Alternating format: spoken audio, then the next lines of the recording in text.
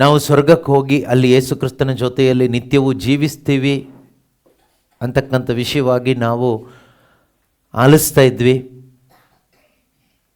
ನಮಗೆ ನಿಜವಾಗ್ಲೂ ಆಸೆ ಇದೆಯಾ ನಾವು ಸ್ವರ್ಗಕ್ಕೆ ಹೋಗಿ ಅಲ್ಲಿ ಯೇಸು ಸ್ವಾಮಿಯ ಜೊತೆಯಲ್ಲಿ ಶಾಶ್ವತವಾದ ಆ ಅಮರ ಜೀವವನ್ನು ಅನುಭವಿಸ್ತಾ ಬದುಕಬೇಕಂತ ನಿಜವಾಗ್ಲೂ ಆಸೆ ಇದೆಯಾ? ನಮಗೆ ಇದೆಯಾ? ಇದೆ. ತುಂಬ ಸಂತೋಷ.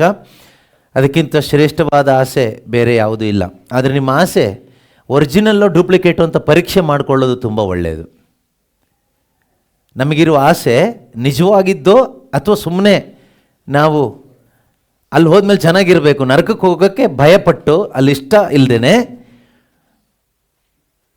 ಯೇಸು ಸ್ವಾಮಿ ಜೊತೆಯಲ್ಲಿ ಆರಾಮಾಗಿರ್ಬೋದಲ್ವ, ಕಷ್ಟ ಇಲ್ಲದೆ ಬದುಕ್ಬೋದು ಅಂತಕ್ಕಂಥ ಒಂದು ಆಸೆಯಿಂದ ನಮ್ಗೆ ಆಸೆ ಇರೋದಾ ಅಥವಾ ನಿಜವಾಗ್ಲೂ ಆಸೆ ಇರೋದಾ ಅನ್ನೋದು ಪರೀಕ್ಷೆ ಮಾಡಿ ನೋಡಿದರೆ ತುಂಬ ಚೆನ್ನಾಗಿರುತ್ತೆ. ಹೇಗೆ ಪರೀಕ್ಷೆ ಮಾಡೋದು ಅಂದರೆ, ನಿಮ್ಮ ಆಸೆ ಅದು ನಿಜವಾದ ಆಸೆ ಆದರೆ, ಒರಿಜಿನಲ್ ಆದ ಆಸೆ ಆದರೆ, ನನಗೆ ಈ ಲೋಕದ ಜೀವಿತದ ನಂತರ ಕರ್ತನಾದ ಯೇಸುವಿನ ಸಾನ್ನಿಧ್ಯಕ್ಕೆ ಹೋಗಿ ಆ ಪರಲೋಕ ರಾಜ್ಯಕ್ಕೆ ಹೋಗಿ ಅವರ ಜೊತೆಯಲ್ಲಿ ಅವರ ಸಮ್ಮುಖದಲ್ಲಿ ನಿತ್ಯವೂ ಜೀವಿಸಬೇಕು ಎಂಬಂಥ ಆಸೆ ನಿಜವಾಗ್ಲೂ ಇರೋದಾದರೆ, ನಮ್ಮ ಆಸೆ ನಿಜವಾದ ಆಸೆ ಆದರೆ, ಈ ಭೂಮಿಯಲ್ಲಿ ಈಗ ನಾವು ಜೀವಿಸುವಾಗ ಅದೇ ಆಸೆಯಲ್ಲೇ ಬದುಕ್ತೀವಿ, ಅದೇ ಜೀವನ ಜೀವಿಸ್ತೀವಿ. ಅದು ಬಿಟ್ಟರೆ ಬೇರೆ ಏನೂ ಆಸೆ ಇರೋದಿಲ್ಲ. ಸ್ವರ್ಗದಲ್ಲಿ ನಮಗೆ ಬೇರೆ ಯಾವ್ದಾರು ಆಸೆ ಇದೆಯಾ? ಇಲ್ಲ ಅಲ್ವಾ? ಸೊ ಸ್ವರ್ಗಕ್ಕೆ ಹೋದ್ಮೇಲೆ ಯೇಸು ಜೊತೆಗೆ ಇರಬೇಕು, ಅವ್ರ ಮುಖ ನೋಡಬೇಕು, ಅವ್ರ ಸನ್ನಿಧಿಯಲ್ಲಿ ಇರಬೇಕು, ಆ ಪರಮಾನಂದ ಸವಿಬೇಕು, ಅದೇ ಸಾಕಪ್ಪ ಅಂತ ನಿಜವಾಗ್ಲೂ ಆಸೆ ಪಡೋದಾದರೆ, ಈ ಭೂಮಿಯಲ್ಲಿ ಬದುಕುವಾಗಲೂ ನಾವು ಸಾಯುವ ತನಕ ನಾವು ಅದೇ ಆಸೆ, ಅದೇ ಬಯಕೆ, ಅದೇ ಜೀವನ, ಅದೇ ಪ್ರಯತ್ನ ನಮ್ಮಲ್ಲಿ ಇರುತ್ತೆ. ಆಗ ನಿಮ್ಮ ಆಸೆ ನಿಜವಾದ ಆಸೆ ಅಂತ. ಹಾಗೆ ನಾವಿದ್ದಿದ್ದೆ ಆದರೆ ನಾವೆಲ್ಲರೂ ಇಲ್ಲಿ ಆರಾಮಾಗಿ ಕೂತ್ಕೊಂಡು ವಾಕ್ಯ ಕೇಳಕ್ಕೆ ಬರ್ತಾ ಇರಲಿಲ್ಲ. ಮಿಷನರಿಗಳಾಗಿ ಯಾವುದಾದ್ರೂ ಮಿಷನ್ ಸೆಂಟ್ರಲ್ಲಿ ಶುಭ ಸಂದೇಶ ಸಾರ್ತಾ ಇರ್ತಿದ್ವಿ. ನಾವಿಲ್ಲಿ ಆರಾಮಾಗಿ ಕೂತ್ಕೊಂಡು ಮಧ್ಯಾಹ್ನ ಹೇಗೂ ಊಟ ಕೊಡ್ತಾರಂತ ನಮ್ಗೆ ಚೆನ್ನಾಗಿ ಗೊತ್ತು. ಸೊ ಆರಾಮಾಗಿ ಕಂಫರ್ಟಬಲ್ ಆಗಿ ಇಷ್ಟು ಚೆನ್ನಾಗಿ ಕೂತ್ಕೊಂಡು ವಾಕ್ಯ ಕೇಳಿಸ್ಕೊಳ್ತಾ ಇದ್ದೀವಿ ಅಂದರೆ ಖಂಡಿತವಾಗ್ಲೂ ನಾವು ಸ್ವರ್ಗಕ್ಕೆ ಹೋಗಬೇಕು, ದೇವರ ಬಳಿಗೆ ಹೋಗಬೇಕು, ಅಲ್ಲಿರಬೇಕು ಅನ್ನೋದು ನಮ್ಮ ಆಸೆ. ಅದು ತಪ್ಪಾದ ಅಥವಾ ಸ್ವಾರ್ಥಭರಿತ ಉದ್ದೇಶದಿಂದ ಕೂಡಿದ ಆಸೆ ಅಂತಲೇ ಹೇಳಲಿಕ್ಕೆ ಇಷ್ಟಪಡ್ತೀನಿ. ಅದು ನಾನಾಗಿದ್ದರೂ ನೀವಾಗಿದ್ದರೂ ನಮಗೆಲ್ಲರಿಗೂ ಒಂದೇ ರೂಲ್ಸ್. ಸಂತ ಪೌಲರು ತಿಮೋತಿಗೆ ಬರೆದ ಪತ್ರಿಕೆಯಲ್ಲಿ 2 ತಿಮೋತಿ 2ನೇ ಅಧ್ಯಾಯ 2 Timothy chapter 2 verse 11 and 12. Actually ಇದಲ್ಲ ಈಗ ಹೇಳಲಿಕ್ಕೆ ಹೋಗುವಂಥ ವಿಷಯ. ಆದರೂ ಕೂಡ ಅಂತೋನಿ ಬ್ರದರ್ ಸ್ವರ್ಗ ರಾಜ್ಯಕ್ಕೆ ಹೋಗಬೇಕು, ನಾವು ಅಲ್ಲಿಗೆ ಹೋಗಬೇಕು, ತಯಾರಾಗಬೇಕು ಅಂತ ಹೇಳ್ತಾ ಇದ್ದಾರಲ್ಲ, ಅದಕ್ಕೆ ಸಂಬಂಧಪಟ್ಟ ಹಾಗೆ ಒಂದು ಥಾಟ್ ಹೇಳಿದೆ ಅಷ್ಟೇ. ಈ ಮಾತು ನಂಬತಕ್ಕದ್ದಾಗಿದೆ. ನಾವು ಆತನೊಡನೆ ಸತ್ತಿದ್ದರೆ ಆತನೊಡನೆ ಜೀವಿಸುತ್ತೇವೆ. Very clear. ಸೈರಣೆಯುಳ್ಳವರು ನಾವಾದರೆ ಆತನೊಡನೆ ರಾಜ್ಯವಾಳುತ್ತೇವೆ. ಅಷ್ಟೇ. ಇದು ದೇವರ ಮಾತು. ಅದರಿಂದನೇ ವಾಕ್ಯ ಹೇಳುತ್ತೆ, ದ ಸೇಯಿಂಗ್ ಈಸ್ ಶೋರ್. ಇಲ್ಲಿ ಬರೆದಿರ್ತಕ್ಕಂಥದ್ದು ಟ್ರಸ್ಟ್ ವರ್ದಿ. ಕಣ್ಮುಚ್ಕೊಂಡು ಒಪ್ಕೋಬೋದು ಅಂತ, ಇದರಲ್ಲಿ ಏನು ಕನ್ಫ್ಯೂಷನ್ ಇಲ್ಲ ಅಂತ, ಗೊಂದಲ ಇಲ್ಲ. The saying is trustworthy are truth are sure if we have died with him. ಇಫ್ಗೆ ತುಂಬ ಬೆಲೆ ಇದೆ, ಆಯಿತಾ? If we have died with Jesus we will also live with him. ನಾವು ಆತನೊಂದಿಗೆ ಸತ್ತವರಾಗಿದ್ದರೆ ಆತನೊಂದಿಗೆ ಜೀವಿಸೋರಾಗಿರ್ತೀವಿ. ಹಾಗಾದರೆ ಕ್ರಿಸ್ತನೊಂದಿಗೆ ಸತ್ತವರು ನಿಮ್ಮಲ್ಲಿ ಯಾರಿದ್ದೀರೋ ಅವ್ರಿಗೆ ಮಾತ್ರನೇ ಕ್ರಿಸ್ತನೊಂದಿಗೂ ಜೀವಿಸುವವರು. ಇಲ್ಲಿ ಕ್ರಿಶ್ಚಿಯನ್ಸ್, ನಾನ್ ಕ್ರಿಶ್ಚಿಯನ್ಸ್, ಕ್ಯಾಥಲಿಕ್ಸ್, ಪ್ರೊಟೆಸ್ಟೆಂಟ್ ಅದೆಲ್ಲ ಲೆಕ್ಕ ಬರಲ್ಲ. ಅದೆಲ್ಲ ನಮ್ಮ ಲೆಕ್ಕಕ್ಕೆ, ದೇವ್ರ ಲೆಕ್ಕ ಇದು. ಏನಂದರೆ, ಕ್ರಿಸ್ತನೊಂದಿಗೆ ಸತ್ತಿದೆಯಾ ನೀನು? Are you truly died with Christ? ಕ್ರಿಸ್ತನೊಂದಿಗೆ ಸತ್ತವನಾಗಿದ್ದರೆ ಕ್ರಿಸ್ತನೊಂದಿಗೆ ಜೀವಿಸ್ತೀಯ. ಎಲ್ಲಿ? ಸತ್ತ ಮೇಲೆ ಸ್ವರ್ಗಕ್ಕೆ ಹೋಗಿ ಅಲ್ಲ, ಇಲ್ಲಿ ಬದುಕುತ್ತಿರುವಾಗಲೇ, ನಾವು, ಟುಡೇ, ಟುಮಾರೋ, ಪ್ರತಿದಿನ ಈ ಲೋಕದಲ್ಲಿ ನಾವು ಕ್ರಿಸ್ತನೊಂದಿಗೆ ಜೀವಿಸಲಿಕ್ಕೆ ಸಾಧ್ಯವಾಗಬೇಕಾದ್ರೆ ಕ್ರಿಸ್ತನೊಂದಿಗೆ ಸತ್ತವರು ನಾವಾಗಿರಬೇಕು. ಕ್ರಿಸ್ತನೊಂದಿಗೆ ಸಾಯದೇ ಇದ್ದವರು ಕ್ರಿಸ್ತನೊಂದಿಗೆ ಜೀವಿಸಲಿಕ್ಕಾಗೋದಿಲ್ಲ. ಆದರೆ ಈಗ ದಯವಿಟ್ಟು ಕ್ಷಮಿಸಿ, ಕ್ರಿಸ್ತನೊಂದಿಗೆ ಸಾಯೋದು ಹೇಗೆ ಅಂತ ಹೇಳಲಿಕ್ಕೆ ನನಗೂ ಆಗೋದಿಲ್ಲ. ಯಾಕೆ ಅಂದರೆ ಸಮಯ ಇಲ್ಲದೆ ಇರೋದ್ರಿಂದ. ಅಲ್ಲಿಗೆ ಹೋದರೆ ಮತ್ತೆ ಸುಮಾರು ವಿಷಯಗಳನ್ನ ಹೇಳಬೇಕಾಗತ್ತೆ. ಕ್ರಿಸ್ತನೊಂದಿಗೆ ಸತ್ತರೆ, ಯಾಕೆಂದರೆ ಇದಕ್ಕೆ ಸಂಬಂಧಪಟ್ಟ ಅನೇಕ ಬೋಧನೆಗಳು ಆಲ್ರೆಡಿ ಯೂಟ್ಯೂಬಲ್ಲಿ ಇದೆ, ಅಪ್ಲೋಡ್ ಮಾಡಿದ್ದೀವಿ ನಿಮಗೋಸ್ಕರನೇ. ಕ್ರಿಸ್ತನೊಂದಿಗೆ ಸಾಯಲಿಕ್ಕೆ ಇಷ್ಟ ಇರುವವರಿಗೋಸ್ಕರ, ಕ್ರಿಸ್ತನಿಗಾಗಿ ಸಾಯೋದಲ್ಲ. ಕ್ರಿಸ್ತನೊಂದಿಗೆ ಸತ್ತರೆ ಕ್ರಿಸ್ತನಿಗಾಗಿ ಸಾಯೋದು. ಆಮೇಲೆ ನಾವು ಕ್ರಿಸ್ತನಿಗಾಗಿ ಬದುಕೋಕ್ಕೂ ಕಷ್ಟ ಆಗ್ತಾಯಿದೆ ಅಲ್ವಾ. ಇಲ್ಲಿ ಆತನೊಂದಿಗೆ ನಾವು ಸತ್ತಿದ್ರೆ ಆತನೊಂದಿಗೆ ನಾವು ಜೀವಿಸ್ತೀವಿ. This saying is sure. ಈ ಮಾತು ನಂಬತಕ್ಕದ್ದಾಗಿದೆ. ನೆಕ್ಸ್ಟ್ ಥರ್ಡ್ ಪಾಯಿಂಟ್ ಏನು ಅಂದರೆ, we will also, if we endure we will also reign with him. 3. ಮೊದಲನೇದಾಗಿ ಆತನೊಂದಿಗೆ ಸಾಯುವುದು, ಎರಡನೇದಾಗಿ ಆತನೊಂದಿಗೆ ಜೀವಿಸುವುದು, ಮೂರನೇದಾಗಿ ಆತನೊಂದಿಗೆ ಯುಗಯುಗಾಂತರಕ್ಕೂ ಆತನ ರಾಜ್ಯದಲ್ಲಿ ನಾವು ಸಂಭ್ರಮಿಸುವುದು. We reign with him. ರಾಜ್ಯ ಆಳೋದು ಅಂದರೆ ಆಳ್ವಿಕೆ ಮಾಡೋದಲ್ಲ, ಆತನ ಆ ರಾಜ್ಯದಲ್ಲಿ ನಾವು ಪ್ರಜೆಗಳಾಗಿ, ದೇವರ ಮಕ್ಕಳಾಗಿ ಆತನೊಂದಿಗೆ, ಆತನು ಹೇಗೋ ಹಾಗೆ ನಾವು ಕೂಡ ನಿತ್ಯವೂ ಇರ್ತೀವಿ.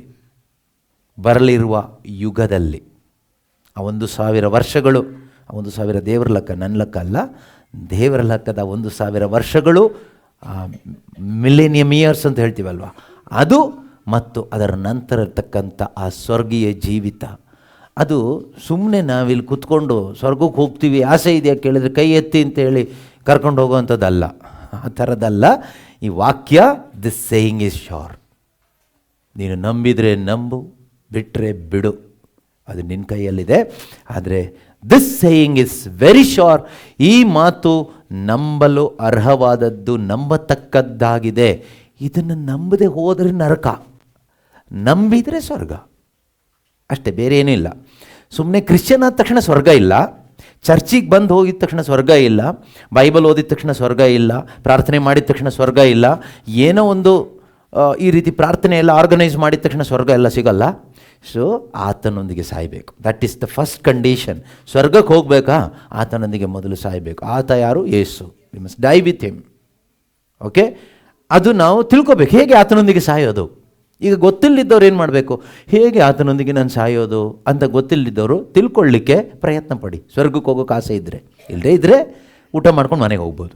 ಆಮೇಲೆ ಊಟ ಕೊಡ್ತಾರೆ, ಊಟ ಮಾಡಿಕೊಂಡು ಮನೆಗೆ ಹೋಗ್ಬೋದು. ಓಕೆ, ಸ್ವರ್ಗಕ್ಕೆ ಹೋಗ್ಲಿಕ್ಕೆ ಆಸೆ ಇದ್ದವರಿಗೆ ನಾನು ಮಾತಾಡ್ತಾ ಇರೋದು. ಆತನೊಂದಿಗೆ ಸಾಯುವುದು ನೀನು ಹೇಗೆ ಅಂತ ತಿಳ್ಕೊಂಡು ಸಾಯಬೇಕು, ಒಂದು. ಎರಡನೇದಾಗಿ ಆ ಸತ್ರೆ ಮಾತ್ರನೇ ಆತನೊಂದಿಗೆ ಜೀವಿಸಲಿಕ್ಕಾಗ್ತದೆ. ಆತನೊಂದಿಗೆ ಈ ಲೋಕದಲ್ಲಿ ಜೀವಿಸುವಾಗ ನಮಗೆ ಬೇರೆ ಯಾರ ಜೊತೆಗೂ ಬದುಕಬೇಕು ಅಂತ ಅನಿಸೋದು ಇಲ್ಲ.